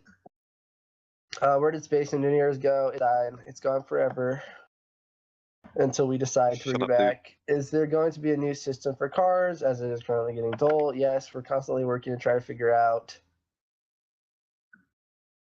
We're not. Hold on, I'm reading chat. Read chat. Yeah, so we're trying to work out more events. We're trying to figure out better ways to monetize. A lot of the issues we're having is that if we use, and this answers another question, if we use models or content that another person makes, we cannot monetize it. So, or we're not supposed to. We do, but we're not supposed to. So that creates a big issue, because any monetization needs to be original content, which as of now, we have a lot of good coding updates, but in terms of like actual content, we usually just port things in. So will there be a Christmas event? I think so. Blah blah blah. Is that it? Cool. And then I just wanted to have some notes in terms of business and like direction in general. I feel like and I want to be as transparent as possible with the community. I feel like we lack a oh my god, this chat. I feel like we lack a general direction as a community and as a group of people. Like I asked the question, where is LimeLight going to be in 6 months or in a year? And everyone is like, well, I don't know. We're probably going to be like, pretty much in the same. We'll maybe have like a gun or two or a few new cars, but we're going to be in just about the same spot with maybe a slight population increase. So I'm trying to change that to, where we say, where's LimeLight going to be in a year? Where's LimeLight going to be in 6 months? We can say, this is where we're going to be. We're going to have, this server. We have this plan to set up this server. We have, $1,000 marketing budget to increase player activity in order to promote new development, in order to attract new players who want to develop, et cetera, et cetera. So, and that's quite a task. So one of the main things I'm working on is trying to get a general direction established for LimeLight in general, because right now it's pretty hazy. So, yep. The end. Cool. Let's go back to staff then. Yay. So just go through the questions I've sent you. Yeah, I haven't even started those yet. I'm still doing the pre-sent ones. Okay. So yeah, toxicity, almost gone through that. Basically, we don't want to be too heavy on censorship. If one staff member thinks something is toxic, it might not necessarily be the right call, as according to other staff members, for example. So in order to enforce everything as consistently as possible, which we always try to do for fairness reasons, it is important that, well, players don't feel like they're being treated in an unfair way, because some staff members have different definitions of what is toxic and not, and which is why you might find that sometimes you think something is toxic and it's not really getting dealt with that well. This is obviously something we're always trying to improve, but yeah. Let's see. Yeah, if people are being overly toxic for the sake of being toxic, obviously they still get warned and punished for it. But we don't want to be too strict with the way we enforce our community's interactions, let's say. And now to the submitted questions. Inactive administrators touched on that. Why isn't Paul B that active? He has school and he has school and stuff. It's been touched upon. He's coming back in a few days to continue working on things. Yeah, school and some of his own personal projects as well. Are there new European staff members? Hi. Hi there. How are you doing? There we go. German, you're not. You're from Australia. What are you on about? Sorry. Close enough, Kappa. That's double account. Yeah, as I say, it's not like we don't have like a massive list of potential candidates that we can just easily pick from, or we need a European staff member. If somebody who is from Europe happens to come around who is a very good fit, we'll do the usual process and see if they're fit to become a mod and maybe have a vote. I already touched on this. I mean, one thing if I can just interject for a second, I'm trying to push towards earlier monitoring of potential mod candidates to try to improve this issue. So currently we have, and HR have set up a very good process for promoting mods, and then stage 1 to stage 2, stage 2 to admin. That's all a really good process. It's careful and it's still not too slow. Unfortunately, I think what's lacking is the bit before. There's several admins who don't quite know everyone on the server, be it due to time zones. And so when a mod thread is made, they're generally made when someone is considered ready for promotion. What I want to try and change is so these threads come up 2 to 3 months, or sometime in advance before they'll be ready, when they still have a lot of issues to be ironed out. And that will let staff keep a better eye on people and get to know them more before. And I think it might potentially increase our pool of potential mod candidates. And if I can also interject, there's also a lot of changes that can go through. For instance, before, when I was a contributor, my contributor application got denied 3 times because everyone thought I was a shithead. And still are. Wow. Wow. Yeah, I am still a shithead. It's just I'm good at hiding it now. Except from Black Dog, because he's a prick. But yeah, opinions change. It's not 3 minutes. This can go on for however long we need it to, Termin.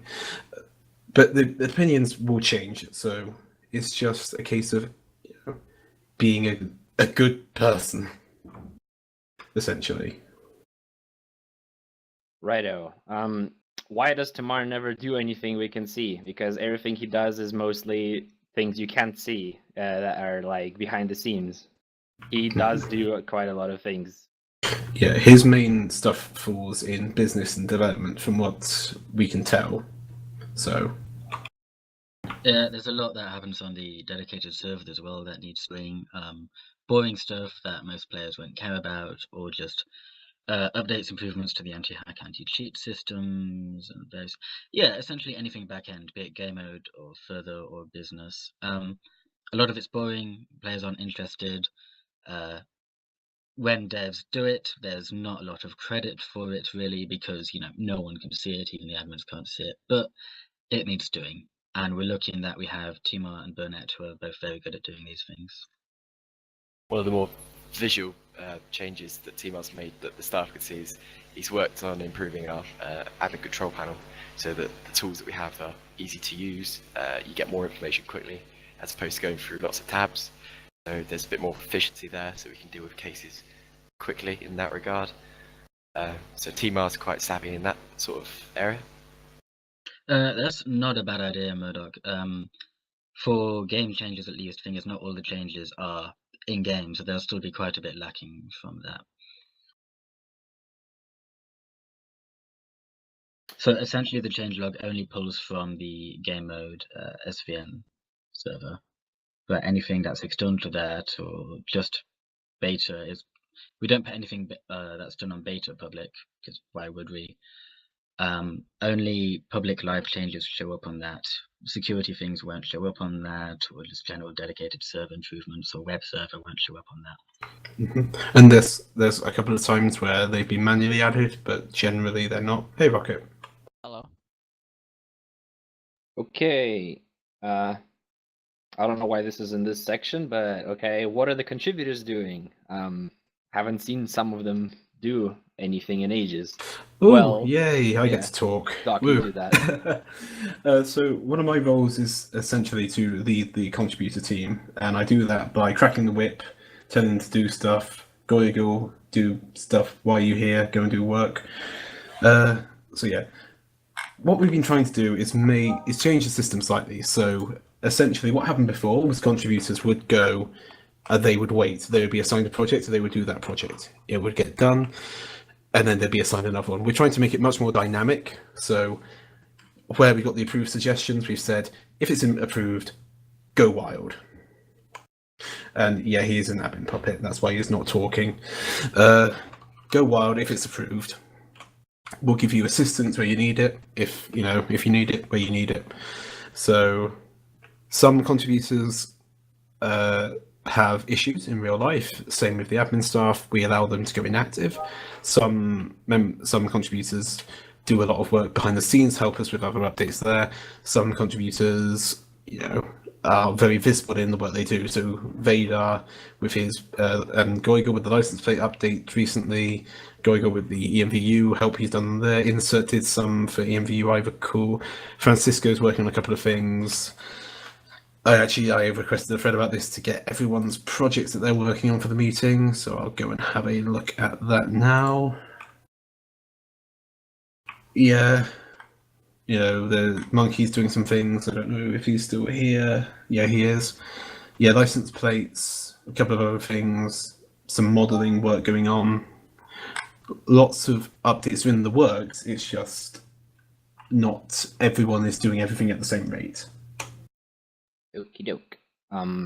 What will happen to very unpopular staff members? Nothing, because being unpopular is not automatically grounds for a demotion or any sort of action. If you think a staff member is breaking the rules or acting like unprofessionally or abusively, you contact HR and make a staff report. Being unpopular will not get you demoted. I'm sorry. Yeah, I'd like to add on that. And before you do so, don't be mentioning names in there, please, guys. It's not really respectful. And even if you do, I'll exclude the names most of the time. So yeah. So yeah, Nak, you wanted to add something? Yeah. Okay. Staff are the people that unfortunately do have to say no in a lot of situations, and people don't like being told no. Nobody likes being told no, but it's an unfortunate fact that no has to be said sometimes. You won't always agree with it because you're not the one having to say no. So it's usually nothing personal, but seriously, it just comes part of the role. So we will be unpopular at times, but we do our best to be professional and treat you with respect while doing that.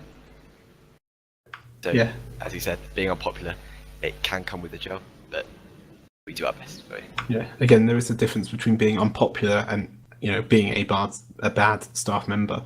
If somebody you feel has gone beyond that line from being unpopular to actually being a bad staff member, you can PM Overload Enzyme on the forums, you can post staff report, that sort of thing.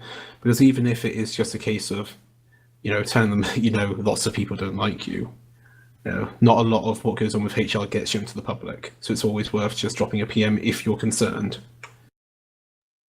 And yes, and all of them get investigated, unless you just write in all caps, "This guy is an ass, please deal with him," because that doesn't help anyone. Please include some actual information when reporting people. Anyway, moving on. Why didn't Obey and Evil Matt get an announcement when they left? And Evil Matt happened to them? Evil Matt's a teacher. Yeah, Obey and Evil Matt both resigned. Evil Matt's a teacher. Teachers do not get announcements when they are promoted or demoted or resign. It just doesn't. It's not the convention. And Obey, when admins resign, we usually ask them to write a resignation thread if they want. Obey chose not to, so we didn't make one for him. It would be possible to, but I mean, yeah. If somebody doesn't want an announcement thread for whatever reason, it's probably best that we respect that choice that they've made. Let's see. Staff. Question number 11.7, basically not enforced at all. You cannot kill unarmed people or those who no longer pose a threat. In my experience, it has always been enforced. Free reign to shoot people in cars, regardless of where armed or fleeing police. Problem with that is the rule states you can shoot people if they pose a threat in the car and then the way they're driving, which in most cases you'll eventually end up posing a threat to either police or citizens, and that would allow the cops to shoot. And it's pretty difficult to see, to check if that was the case or not. And it's to give people the benefit of the doubt. Basically, you might see that being a bit lax, but the rule is enforced from my experience. Okay. When can a cop shoot an unarmed driver fleeing, assuming the direction he's fleeing to has no people, cars in the way? I think that's an expansion on the last question. Yeah, it's an expansion on the last question. If you do not pose a threat with the way you're driving, or that you're not armed and dangerous, they can't shoot you. Technically. What you going to do with minges and people a double account to minge more? We ban them. Moving on. No, but seriously, that's why we're here. We do our jobs. We warn, punish, and ban and blacklist people. Like, okay. Next question. Can Rule 1.5 get removed? Basically, all it's used for at this point is for admins to create non-existent rules when they see something they personally don't like. Basically, the purpose of the rule is because in a lot of the situations, when you explain what a person has done wrong, they really like to just stand there and argue with you for very long periods of time. And staff members sometimes just need to get on with multiple ad calls. And honestly, what I can tell you about this rule is you need to follow what the staff member says. If you do not agree with what they say, and if you think what they said is like abusive and they're like just making up shit to get you in trouble or something, report them afterwards. But follow them then, because if you don't, it's just pointless arguing. It's not going to get anywhere. It is a good resource, the 1.5 rule, from a staff perspective, because it allows us to have fair, unorthodox punishments. We give them directions. So, okay, so I've asked you to do something. It's a reasonable request. If you don't want to comply with that request, under 1.5, I'm justified to punish you thereafter. But it just gives us that wiggle room, because we really don't want to have to resort to blacklist and everything. It's not why we're there. We want to de-escalate problems, but the 1.5 allows us to use that as an extra tool, as a method of resolving a problem, and if used appropriately, it's very effective. Coming in on that, there's a lot of emphasis on the when used properly. Yes, like Overload said, if you feel that someone is misusing it or using it to their own agenda, or etc., then go with it for now. Go to them. It's really as simple as that. It's not make a worth the report argument. on the forums. Yes, exactly that. Or if you're not comfortable doing that, then just approach them in private.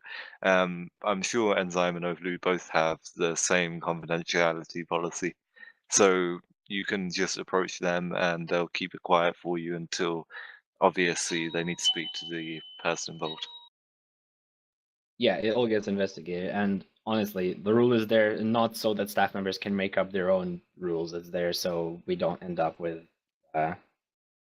those situations where just arguing takes forever back and forth, and people trying to loophole their way out, which we also have another rule for that. Yeah, and sometimes it's worth noting players can just misinterpret what the rules actually mean. Their English may not be that good, or they just may have a completely false understanding. We try to avoid that by changing the rules to be better written, but there will be misunderstandings sometimes, and what's taken as convention by the staff team might not be what the player in question sees. So 1.5 is just a pretty good way to fix that, really. Definitely unorthodox. It gives us the ability to, I suppose, sort of confine certain problems. Say if there was a bug in game, for example, we could, if we really needed to, seclude a different part of the map and say, look, no one's to go in there, no one's to RP in a particular area. It just gives us that ability to use our authority, and if that's questioned, said we'll have to justify that. Happy to do so. Exactly. We've had a couple of issues now where I think it was a vehicle ended up bugging out, and so it was just a case of don't use it because it causes extreme lag. Don't use it. I'd like to respond to sort of Vatapur has just put into the chat. He says, Nakru sounds happy always, but not in admin sits. So there's a time and a place. Sometimes you do have to be firmer with people. Again, comes with being professional. If someone wants to ramp up or escalate how aggressive they want to be, I let them vent for a bit. Okay? Let them vent, they work it off, but then you need to take control of that. They need to listen. And again, it's being unpopular, you do have to say no. And sometimes, yeah, you're going to have to shout at people. It happens. We don't like to do it, but it's part of the job. I can't put it any more further than that. I'm professional now because there's no need for me to shout at you. That's why I'm happy now, because it's a very calm environment where we're having an open discussion about where we are. But there is a time and a place where you do need to have to be more aggressive towards people to get the point across, to be clear and concise about what you require of people. And that's a good point that Cole makes. Personally, I'm never happy to ban somebody. It should never get to that point with people. I suppose you could be happy in the sense that you've resolved a problem, you've prevented someone from doing the wrong thing. I always get the satisfaction of catching prop pushers on the server because they're usually really sneaky little fuckers when they go about it. So getting them is quite satisfying, and you know that everyone else can go about their business. And Yeah, you do appreciate it that way. Yeah, it's trying to. Yeah, because for me personally, my aim as a moderator is not to punish people, but to teach them. So I guess that's just a difference in how we think personally.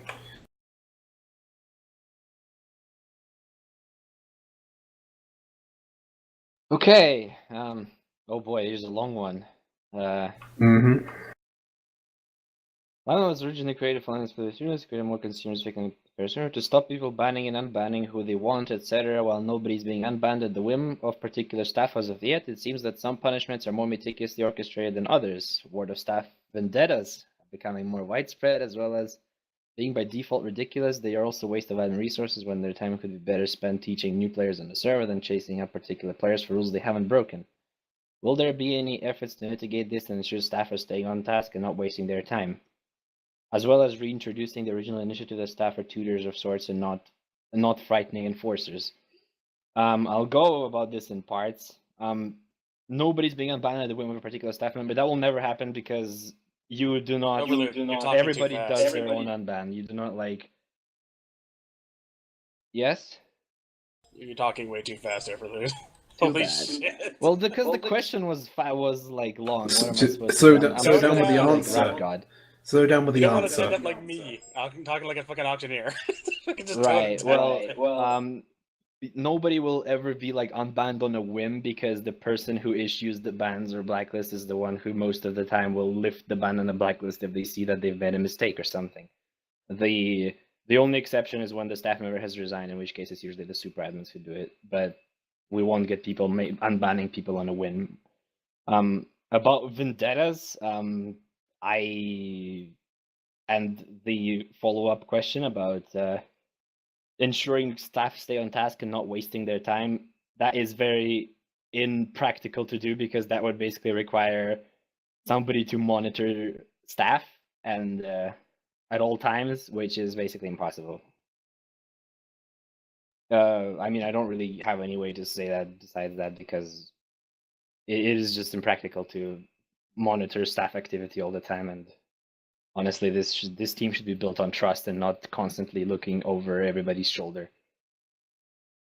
If you have actual evidence of people, like obviously making bullshit bans and blacklists and targeting you, you report them. And if staff members do get called out on obviously like overkill bans, or punishments from time to time, it does happen. So it's not like we're just always, okay, you made this ban, whatever. So we all have individual accountability. So unlike other servers out there, permanent bans is something that most staff that have passed the trial position or stage 1 position can issue. We issue that because we have the trust and we have individual accountability for the punishments that we issue. So if I'd say, for example, if I decided to ban someone for 37 months, well, the likelihood is I have Enzyme and Overload coming up to me on Steam going, hey, Nacris, you banned someone for 37 months. Why did you do that? And I'd have to explain myself, and I'd have to justify that with the evidence and why that led me to a conclusion.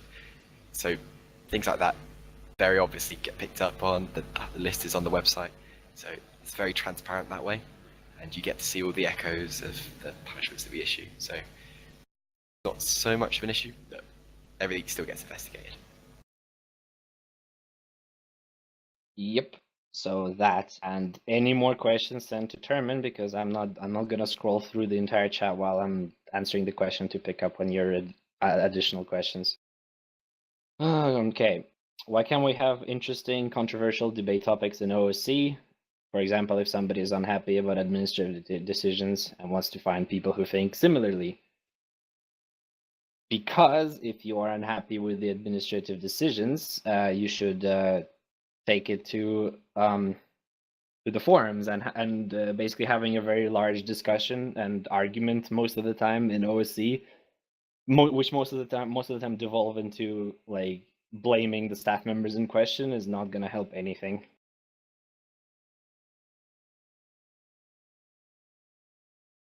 So basically, it's just a whole bunch of a whole wall of negativity in OSC chat in the end.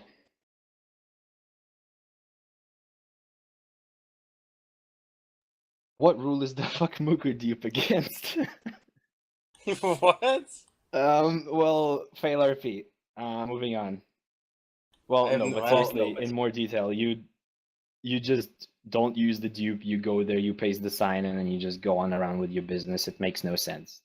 If I recall, there was one time where it was pasted down and the person who pasted it was a police officer. That as well. And the house itself goes the dupe itself goes completely unused by the person who in doing that. I suppose the correct setting could be if you had a legitimate clan-related reason to go against a particular clan, you use a sign of some sort of description to put down the other clan because you have disagreements. I suppose SAA for Muku was a famous one, but it never escalated into anything major. I mean, me and Black Dog, we're good mates. We joke around with it and everything, but there's a difference between being mature and going past that line where it's like, okay, it's getting a bit too far now. So if you use it in the right context, sure, but we're gonna have the line in the sand, guys.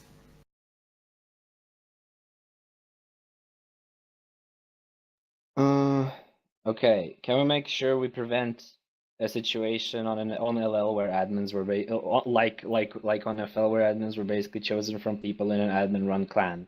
I haven't seen this be a problem. Yeah, I think you might get that idea because if you're in an admin red clan, the person who runs the clan might get to know you better and therefore would feel more comfortable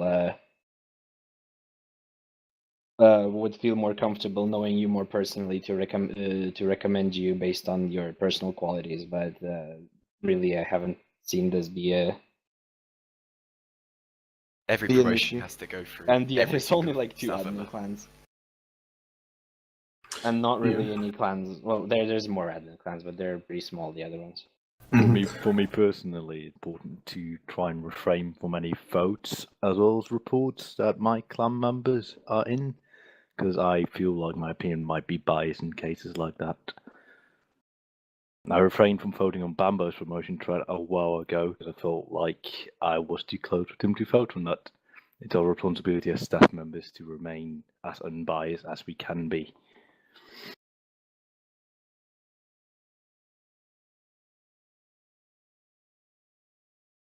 But yeah, once again, it's not really that easy to.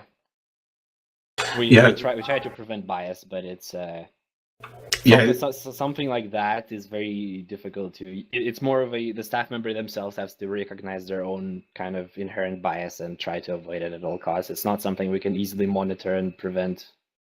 We can't just say, "Oh, you can't recommend this person because they're in your clan," because then we might potentially lose out on actual good moderator candidates. Well, we already don't have that many.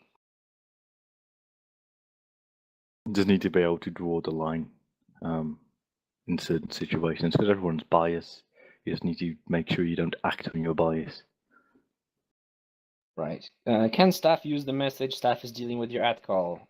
Yes, we can. No, I mean, I only see Nightmare and Termin using that. I Yes, they forgot can, about that. but a lot of the time, personally, for me, I feel like sometimes I just go and do the thing, like take the car out, and it's useless to use the command, and then.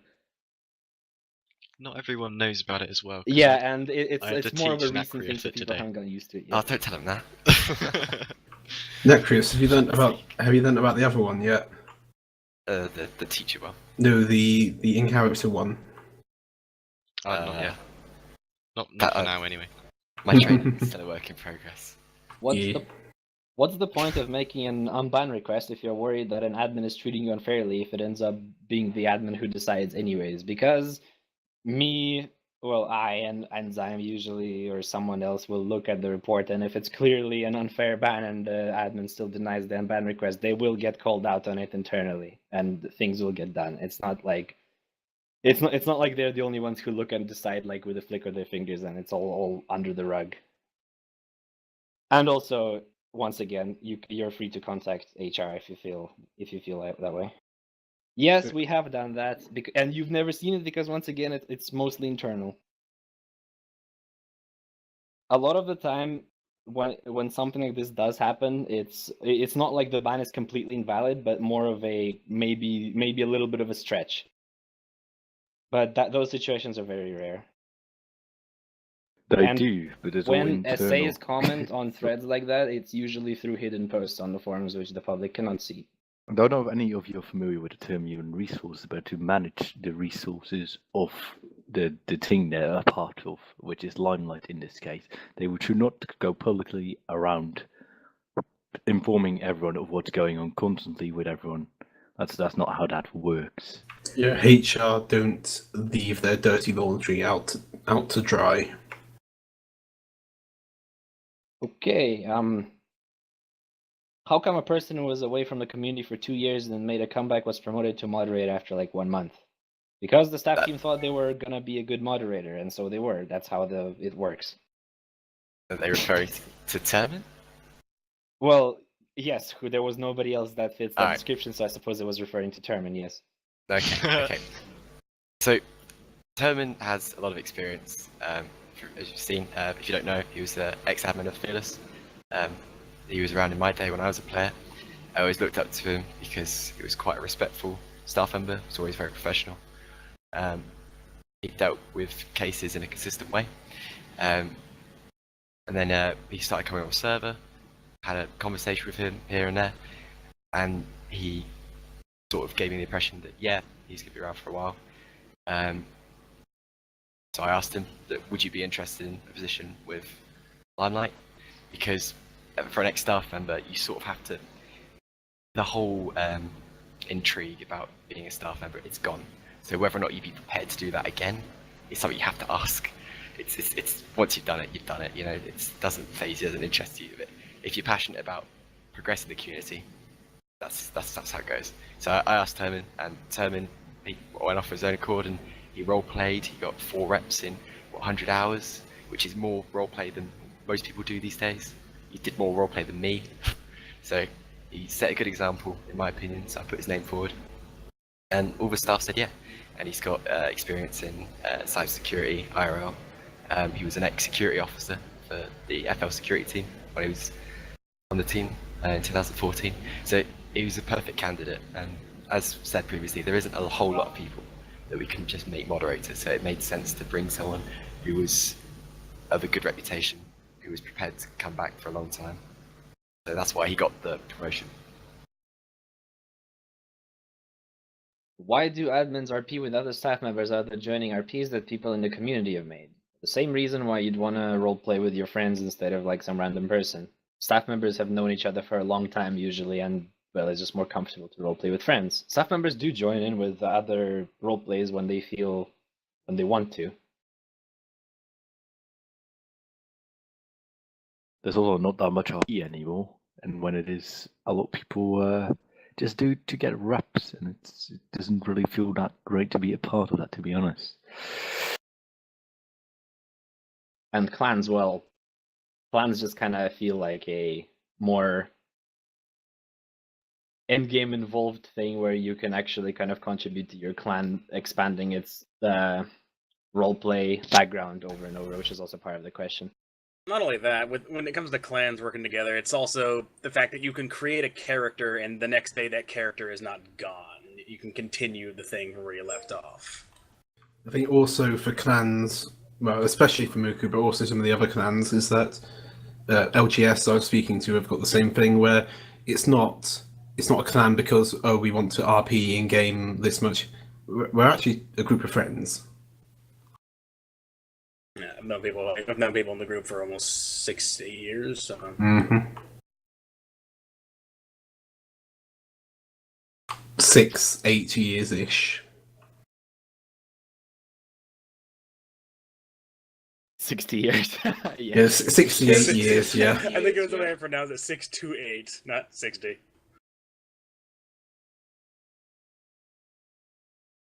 Let's see.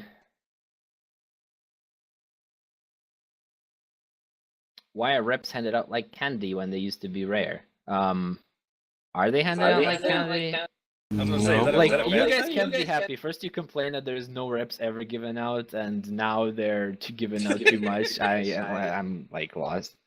They are given out more than they were, but then again, that's because there's more people who are available to award them, and also there have been some high quality RPs, so that's why.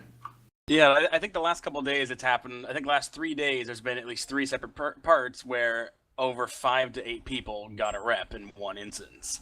So I think that's why people might think that, but at the same time, is that a bad thing? It's not like Bitcoin where it has a value, it's just a point. Yeah, I mean, it comes to a balance question, you know, how do we balance the rep requirements in development? So. Yeah, and Sours, there you go.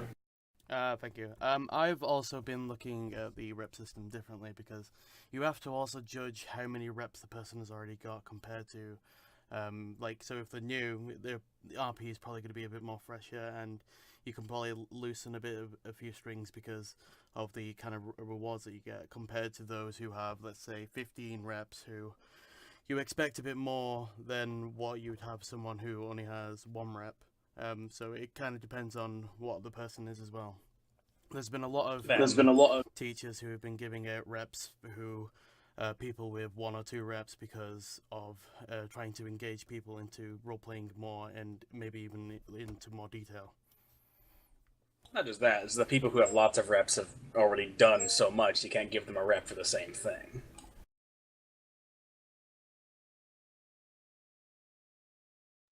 Would it be unethical for a staff member to insult via Steam after an incident in game? Would it be worth reporting to HR? If somebody from staff literally just goes out of their way to insult you on Steam after you do something in game for the reason that you do something in game, then they shouldn't be doing that. Yes, I guess you could report it to HR. Moving on. Why are some refund requests taking so long? Some even over 1 month. They shouldn't be taking as long as they are, but honestly, it's because most refund requests don't provide enough evidence to really go on. And the guidelines for whether something should and should not be issued are sometimes a bit vague, and figuring out whether something actually happened, like for example, somebody's refund request about Molotovs disappearing into thin air, like bug testing for that can take a while.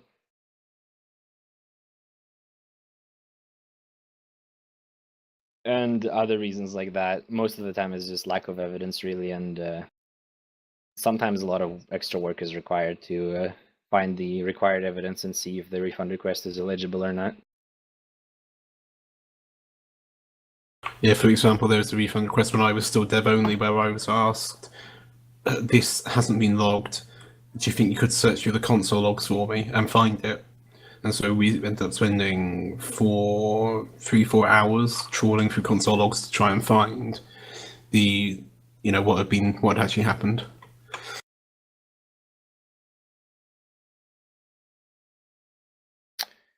I'm skipping the next question. Sorry. Will bans be handed out for insulting a staff member via Steam? Usually when somebody insults a staff member on Steam, I just recommend that they remove them from friends as usual. However, if you go past that, for example, you start threatening them, it is likely you're going to result in a punishment, as we've seen in the past. We want to make sure that staff members can do their jobs without being harassed in other ways. It's protected not generally in place for members because we don't want to moderate Steam or fights and arguments between two players. But when it comes to staff members, we want to make sure staff members can do their jobs without being scared that they might be harassed, intimidated, and etc.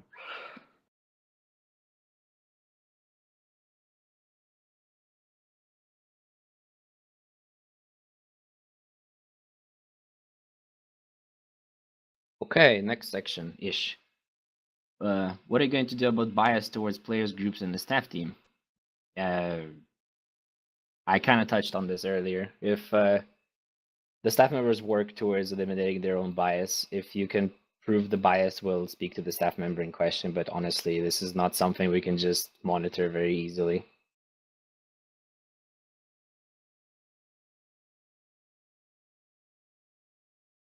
This chat is amazing, by the way. I love it. Kappa. Dan, just to answer your question, it's worth PMing both Overload and Enzyme. And if you're worried that they won't be able to get it, then you can send it to Timo and myself as well, and we'll try to forward that on. Yeah, forum PMs are fine. If you don't want to make a staff report, that's perfectly understandable.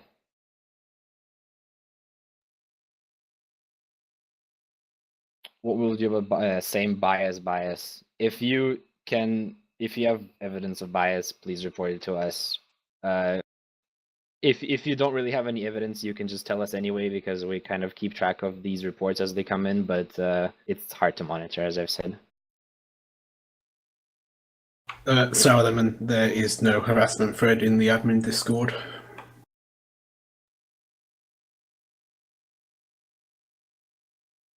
Why aren't punishments handled equally? Not all cases the same. Yeah, it's just we the staff members get to choose the way they punish people. Some can sometimes choose to issue warnings and then issue blacklists. Some choose to go for more slightly more harsh methods right off the bat. We recommend to be more lenient, but it's ultimately up to the staff member to decide the way they feel best is for the current situation, because a lot of it always depends on the context more than anything else. Yeah, that's why we have the same. That's why we have the individual accountability. General insight to actually, because that question is referring to general on the forums. The forums tend to receive less moderation simply because these things aren't reported or noticed as much. So it's if it gets noticed, if it gets reported, and that's how it ends up being done. If people get permed for a valid reason, why can't they just ask for an unban and get approved? Because the reason for a ban does not necessarily correspond to its length, first of all, and second of all, because people can change. Somebody who was, let's say, a massive minge in the past, racked up like 10 bans in a few weeks and got permed because of it. They might spend a few months away, like grow up a bit, play on other servers, and make a thread, say that, well, maybe I've changed, decide to come back. It's not really any harm at that point to give them another chance. If they come back and they've actually changed, then we have another player, potentially a good player in our community. If they haven't changed, they just get banned again.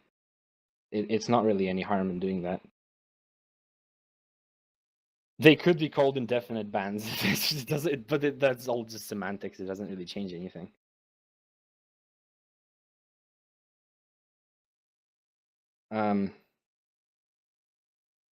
Yeah, Vimto, same question here, basically about that. So I'm skipping that. And I think that's it for the staff questions, actually. Yes, so let's move on. We've to the teachers. Sowers was asking me if they could have a slot there, and I think he has some. I think the teachers have something prepared. Correct me if I'm wrong. Don't think that's a thing. No questions asked towards the teachers. Oh god, and now none of them know. Sowers project. Teachers can be given a chance to talk about progress if they'd like. I mean, I don't see any harm in it. There we go. Just do that. It's easier. Well, I've been given clearance from internet to be able to talk about this, and we have been writing out some guides for every single job that we currently have in game, and we've also been looking at some of the current guides that are written in the roleplay section, and something that you could help with, just everyone in general, is writing your own sort of guide on any job at all, whether it be black market dealer, doctor, paramedic, or any of the sorts. What we've been planning is writing a basic description of a roleplay sort of thing, such as a paramedic, you are here to help them heal people, yada yada yada.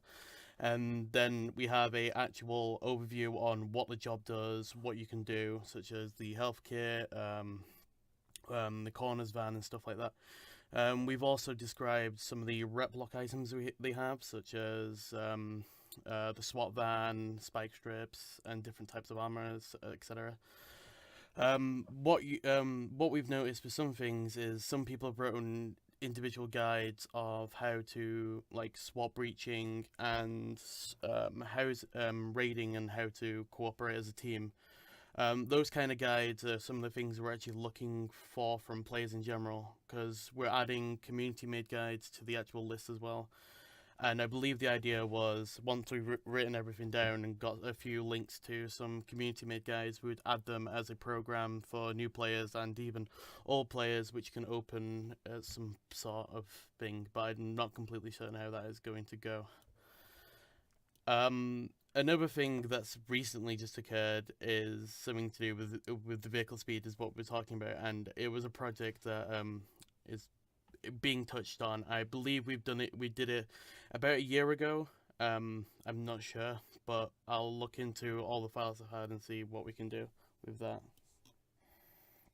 And that's all from me. Cool. Is there any questions towards TGT? There aren't any in the doc thingy, so I'm gonna guess not. Is there anything else from any other teachers? No. Okay. Project, do you have anything to be speaking Because we're about, awesome. perhaps?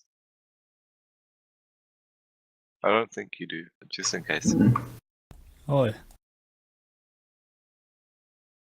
No, I thought you would. Okay. This was very informative. Let's move on. Yeah. Yeah. Okay, next.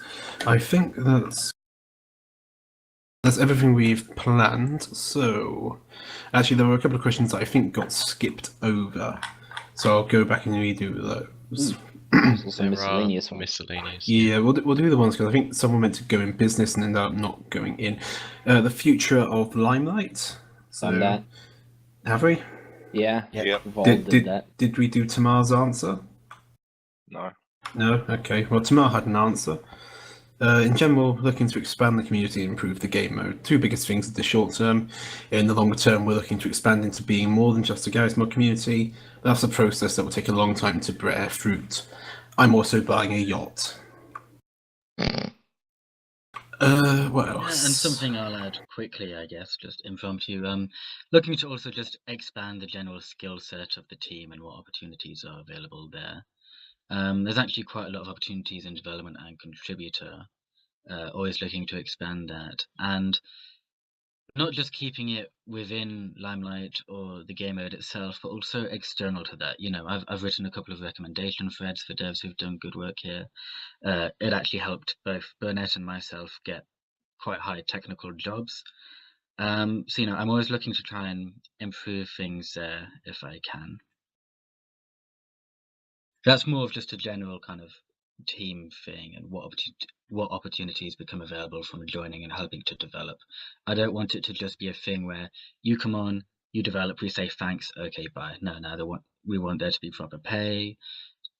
If possible, put this on your CV, develop skills. It's all the kind of things we're trying to improve there. And also further on that, there is quite a range in the technical skill set in the team currently, I think it's fair to say.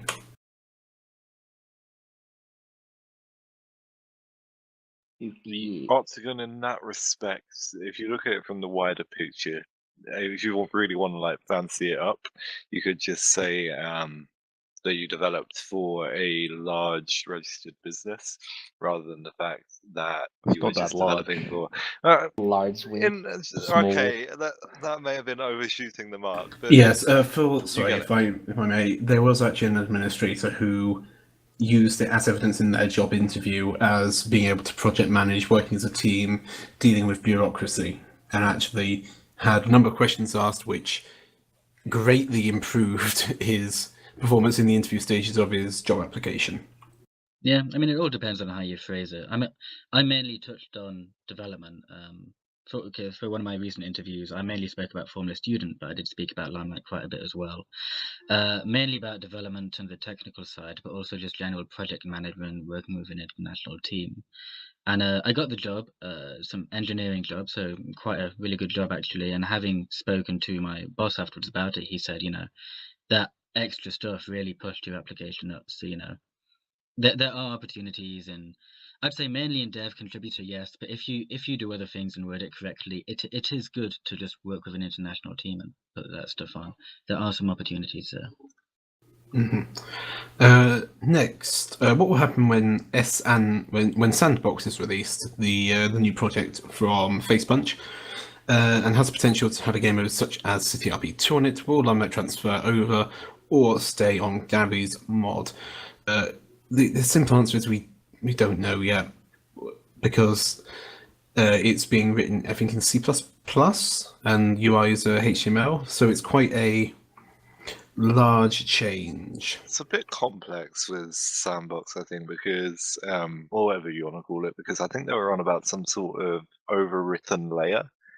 Yes, Sandbox is actually is the abstraction layer. So their idea is that Sandbox runs on top of anything, Unity, UE4, Source 2 if it ever gets released, and then everything else is exposed to that layer on top. Sort of how Garry's mod exposes Lua now, but not, you know, hooked directly into Source. So it's just everything is layered on top. You can change engine, and none of your top level stuff needs to change. So it's quite attractive for them, since they can change engine and not have to change their entire code base.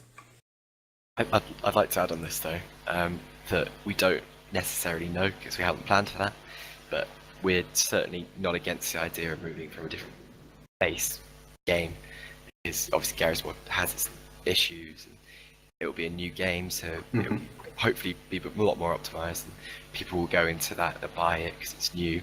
So it's definitely an area that we'd be interested in looking at, and who knows, it could support CRP2 much better than Garry's mod currently does. So it's something we definitely look into. As Garry himself says, he's been asked, is this Garry's mod 2 a lot? The honest answer from him is maybe. It might be in the future, it might not be, but at the current time, it's nowhere near that point. It's very much in its typing phases right now, and until it gets out of that, I don't think it's reasonable to make any large assumptions as to where we're going in regards to it until we know fully what we're looking at. I think that's a fair statement to say. Yes, okay. Miscellaneous questions from users. Will bans ever be reset? Nope. Probably... Nope. Probably for not false, the overload. Well, you already answered it. Well, so it's there you like go. for anyone really. Yep. It's no, Yep, there's no just- reason to ever do that, and no. Okay. What do the staff think about the community at the moment? It's a bit like That Mount is super Mordor, vague. really. Alright. Nobody? No, I'm waiting to see who was going. Alright, who dare speak first? You. Who will be the sacrificial lamb? Oh, for fuck's sake. I think everyone Alright. needs to calm down. It's Christmas. Relax. Stop being so hateful. Thanks. Yeah, the community, I think, is very mixed. We get quite a lot of people who really care about the community, and quite a few people who are just great people.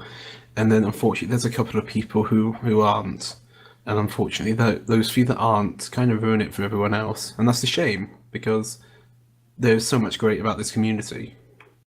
In my perspective, I think that most of the community are actually quite good.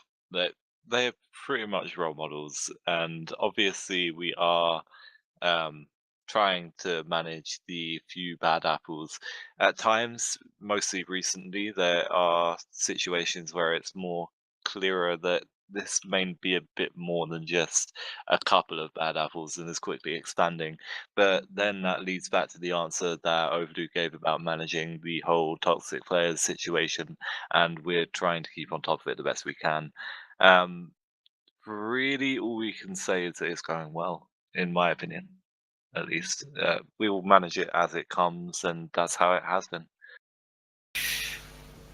The community, it's pretty good. When I think back about the early days and I look at where we are now, I really do appreciate that we're worried about how toxic people are being, as opposed to whether or not we'll actually get people on the server tomorrow. Because there were days where people like Zafira, myself, and Cameron would actually have to be the first 3 people on the server just to encourage people to come on. I think we had about 5 admins and people still weren't coming on just because LimeLight didn't have the attraction that it might do now. So I think it's good to look back, and I wish people did that more to appreciate how far we've actually come. But from the players, looking at the players, I said it earlier, I think a lot of your problems could be solved without admins and just through general communication.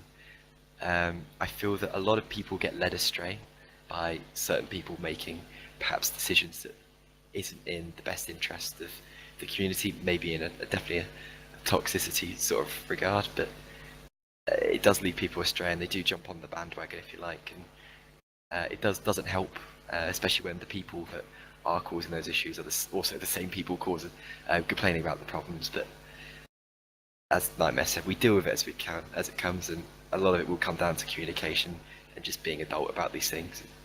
We'll try and help you the best we can. Sorry, I'm just quickly pulling a different graph up. So I'm just going to grab a screenshot and send it to the chat. Ooh, graphs. I didn't Yeah, know this graphs. quickly turned into a math lesson. Oh, yeah. Let me quickly, Sowers, double click and send it to you. Get that on stream if you could, please, good sir. Actually, a good opinion. I'd like to say Terman's opinion about this. Oh, Terman, God. Having seen what FO was in 2014, right? And you've come back seeing LimeLight fresh. What do you reckon about the players, please? What do you reckon? Well, I can't really remember longer than yesterday, so can't back fearless days. I think generally everyone's alright. It's the same as everyone really. There's always those few people that ruin everything, even back on Fearless. There are those that, you know, get talked about in staff forums and, you know, to keep an eye on this person, blah blah blah. But yeah, it's generally fine. You just have to remember, take it easy. We're all on the same server at the end of the day. We all want to do the same thing. I mean, feel free to have a bit of an opinion about another community, but we're all one. We're all one server, one community. So just remember that at the end of the day. Sorry, in answer to your question, Neil, so we're on the last page of questions, so maybe half an hour, not that long. That is the graph there that I've just put in the chat. So as we can see, we've been in much worse situations, I feel, back in 2015. So yeah, it's been a quite a difficult challenge for us in those earlier days. But I think, as you can definitely see in the 2016, late 2016, 2017 graphs, we are picking back up. I mean, according to that graph, we're at a high as to where we were. I mean, it's still reasonably. The road is a bit obviously going to be a bit weird, but we'll Why get does there. it say 16? Yeah, because for some reason that's on 2016. Right. Is that server time then, or? No, that's the same time. I'm going to switch it back to weeks, see if it will fix itself. Okay, yeah, I just had too many data points. Turns out Google Visualizations doesn't like me doing stuff with like 900 data points. Knock. Yeah. I think we can move on. Yep. Yeah, if you guys want the new graphics there, and I'll be back shortly. Have you decided on anything that can be earned for a £25 membership? We're working on it. Yeah, working on it. TM. Yeah, working on a trademark. Nothing to really share on that front. Next. How does one apply for a mod? You don't. Next. No, but just you don't. Staff will, if they think you're suitable, they'll suggest you for a promotion, and I will come and ask you if you want it. Next. That's a thread about the process. How Yep. to become a mod. Yeah, nice thread. That's a Vera, mate. Back when she was alive. What does staff think about big dupes like Black Dogs and other people? Personally, I think people overestimate the amount of lag they cause, but that's just me. I mean, really, the lag doesn't come down to the props. It comes down to the constraints used against them. So if you spawn it, I heard your side there, Daily, and I know immediately you're thinking about Lion's Crest building. Grumble. But it doesn't go, but like Well, it does partially. It does partially. The constraints are a large part of it. I think it also depends on what it is, because the game is based around spawning props, obviously. So it's meant to be around that. If you have a dupe down in a certain location around that area, if you're looking at said dupe and it consists of several props, your frames will most definitely suffer. If it's all across the map and it's spread out, it doesn't necessarily have to be like that. It really depends on the volume of props, what kind of props are being used, etc. Yeah, I also feel as though this is commonly overblown by members of the community. Because, yes, it can have an impact, however, that impact is normally negligible.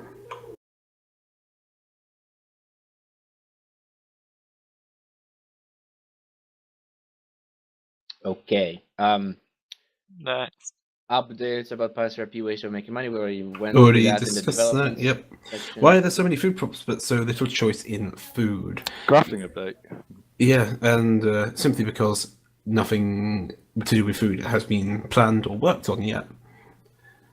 Is there a food overhaul coming? Most likely. No, there is actually some stuff that's been worked on there. It's been planned and it's not been finished.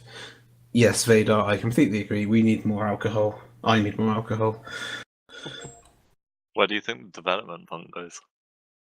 Oh God. Membership will be or am I gonna get like slain now for like even mentioning the prospects? You're getting perma-demoted. Hey 26. I feel like there was a question about Canadian moderators that came up earlier. Did that get answered? No? Okay. Next, is there going to be a way for clan members to set our own models instead of staff doing it all? There is a way. There is always. Shitty way. Yes. Daily, we're talking about a system that we're going to pitch after the meeting to internet. Oh God. Force him to do it. It's fine. More work. Yeah, it's a case of trying to balance the development time, content size, and everything else. If there's models already in, then that's easier. If it's already implemented, it's easier to add. If it's already in the data form, that makes it even easier. All right, that's all the questions. No, it's not. There's Is it another not? page. Oh, for fuck's Why sake. are we not allowed to build in the skybox? Because it renders all over the map and it can bug out half the time. It's also gigantic and doesn't fit. Yeah. It scales about 15 times what you actually mean it to, so it's extremely hard to deal with dupes up in the skybox. Oh, sorry, 8 times, Mr. Roxas, but you get my point. It's still massive, and it causes a extreme impact to the roleplay that's going around the city. Anyway, when can we steal from Dodge charges? Because since we got the new ones, we can't not pick it. Post-bug report. Post-bug report. Yeah. When will the Christmas event be? Yes. Next question. When? Yes. Okay. To be completely honest, this sort of thing is normally decided jointly by business and administration. So that's not a question that I can answer personally at this time. To be decided. Yes, essentially. We're working on it, trademark. Why does the anti-cheat randomly kick people sometimes? If they like a lot, it'll kick them. If there's like a small mistake, if things mess up, it kicks them just to be safe. Just to be safe. It's quite sensitive, but it's not so sensitive that you get kicked if you're a bit Yes, laggy. there are. There is an option that ends up kicking you if you're laggy because it detects a change in movement, but that's disabled. I'm fairly sure, and to be honest, Tamar's been kicked for the anti-cheat before, so it's not the fact that it's anything bad. It's just sometimes it will have a false detection, and that's why it kicks rather than bans. It's pretty much just your client failing to send information properly. You do know I get kicked because I'm literally modifying shit and it's actually kicking me for that. Oh, so you're actually cheating, right? Wow, You're banned. Well, even back on Fearless, way to test it was to use it, so... Good old telex. Alright, next. Got another question. I take it the Rock does modelling is probably a strong point from what I can tell. The description, developers have a rank. They need access to files consistently, but modelling does not. Rock also does vehicle scripts, which needs access to the SVN for beta for vehicle scripts. Next. Can someone add Paul B to dev credits? Yeah. I think he wasn't added because he did web, and he got credit in his sites. I believe that might be why. But yeah, I don't see an issue with it. I think he's in the contrib one, but not the dev one. Oh, it might be. In that case, I'll move it over. Internet, am I on drugs? Yes, I am. I'm drunk on love. If Allo had a pizza, what toppings would be on it? Good question. Tamar. Lewd. Lewd's toppings? Alright. Oh. Pineapple. A York. No. Barbecue. Next question. Okay. Do contributors and teachers count as being staff members? Knack, No, Knack, you're not answering it. I'm answering it. Knack. Go ahead. I'll answer, honestly. Go ahead. Okay. Teachers and contributors, they play a crucial role in our operation. I put together the teacher program myself, okay, back last community, and I'm very proud of how far it's come forward, okay. To be honest, they're a lot more specialised in the roleplay side of things that I haven't had the opportunity to play the game like these guys have, so I can't help people in the same way that they can. So they are a very useful resource. Contributors, I suppose that's a sort of unofficial or recruitment method for the development team, and as Fosty's mentioned, there are opportunities with us. So you get a reference, you get money, you get experience that way, and it does look good. It has proven an efficient, a better way to sell yourself to a company, if that was sort of the career path you went for. But these are opportunities for player level work, if you like. So we, especially with teachers, I wouldn't consider them part of the staff, or well, I wouldn't consider them staff members, but they're certainly part of our team, and they do play a big role in their respective areas. So they are part of the team, but no, they're not staff members. They don't have the same obligations that we do as staff members. I think it's the best way to put it. Yeah, as staff were kind of expected to make moderation and administrative decisions, Whereas with teachers, the only real responsibility they have is to just try and answer questions here and there, and even then, it's not even that it's not that big of a part of their role in a sense, because you've got more to do than that. You've got sort of stuff such as making guides, like I'm sure the teacher team are already working on, and making sure health and sport is followed up. And even then, it's as you would do, really sort of thing. It's not enforced. Yeah, and just to close up on that as well, there are a number of teams within the team, so to speak. So the development team does encompass both contributors and developers, but then the staff team doesn't cover the teachers and the contributors. It's a Venn diagram. Think of teachers as the customer service to a business, in a sense, if that makes sense. But the best, I would the not best. really. No, as a support team then. Hello, Okay. you've reached LimeLight Tech Support. The community, more the helpers on the community forum. Sure. They have to be the Community helpers support because Walmart they're very greeters, very that's a open good way with to it. phrase it. Thanks. They're very welcoming, so they're very easily to approach. They're on the player level, so you get that more one-to-one experience, which is quite good. And there are opportunities as well that there's. So while it's not a direct route to moderate or anything, it does give you that insight as to what goes on in the background. So you get to see some of the discussions, get to do a little bit of project work with the guides and stuff like that. And you do attend to tasking through help calls, which we do get a lot of stuff come through that way, and they do have the ability to create events, and we do encourage them to, and we'll try and support them where we can. But there's lots of opportunities in these two areas. But yeah, as I said, they are part of the team, and they're not staff members because they don't have the same obligation. And it comes down to, again, where people argue whether or not admins are players, and I always say no, because first and foremost I have to do my role as opposed to play the game. So they don't have that obligation as such. But yeah, All right. that's it. Next. I think we can safely ignore the last question. Yeah, I think so as well. Yeah. Okay. Yeah. All right. That's that then. Yay. Unless you guys want to do more questions. Yeah. I've got one more coming in now. Oh, yep. If you've got any last minute questions, send them to Termin. If there are no teachers on, could all members see the help calls as a separate chat box and maybe in a different colour? Because sometimes people need help, but there are no teachers online. It's called OOC. Yeah, OOC is really a point of cool in that case. If you see new people, just keep an eye out and make a point of just saying, hey, look, if you want a hand, just contact me or just message. It's being open and communicating with people. Again, you will solve those issues. Project, he's got a demotion pending for 6 months now. Yeah, the 4 paw still going around project, don't worry about it, it's fine. When will the M249 be enabled? When we find out the way to implement it. Yes. At the moment, it was meant to be implemented with a crafting recipe. We couldn't agree on a balanced crafting recipe. So we're waiting until we have more systems in place so that we can effectively put it in a more limited fashion. Will there be any Christmas cards?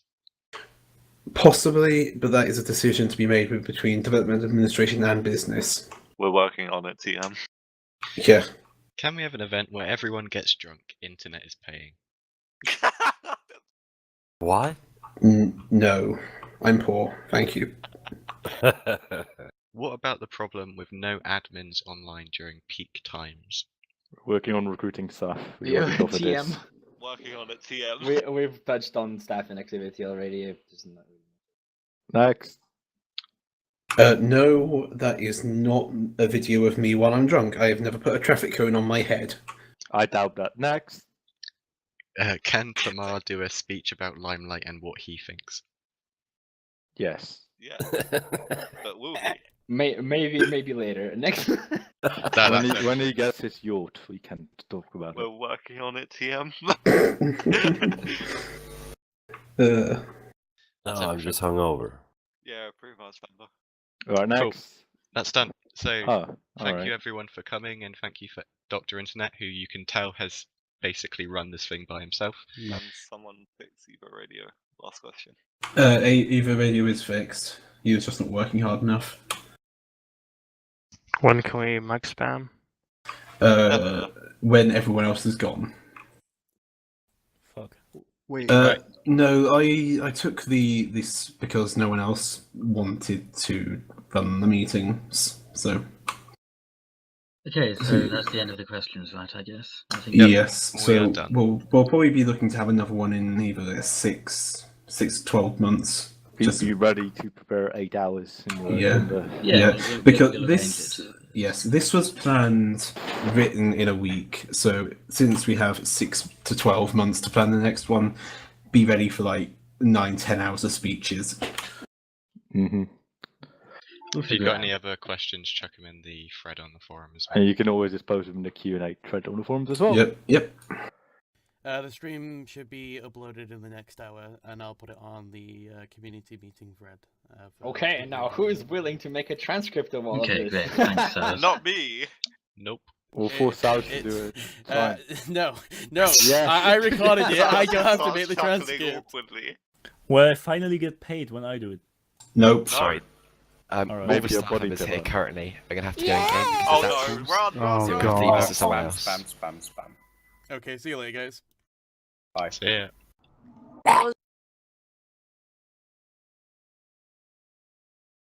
So yeah, that's it. Bye.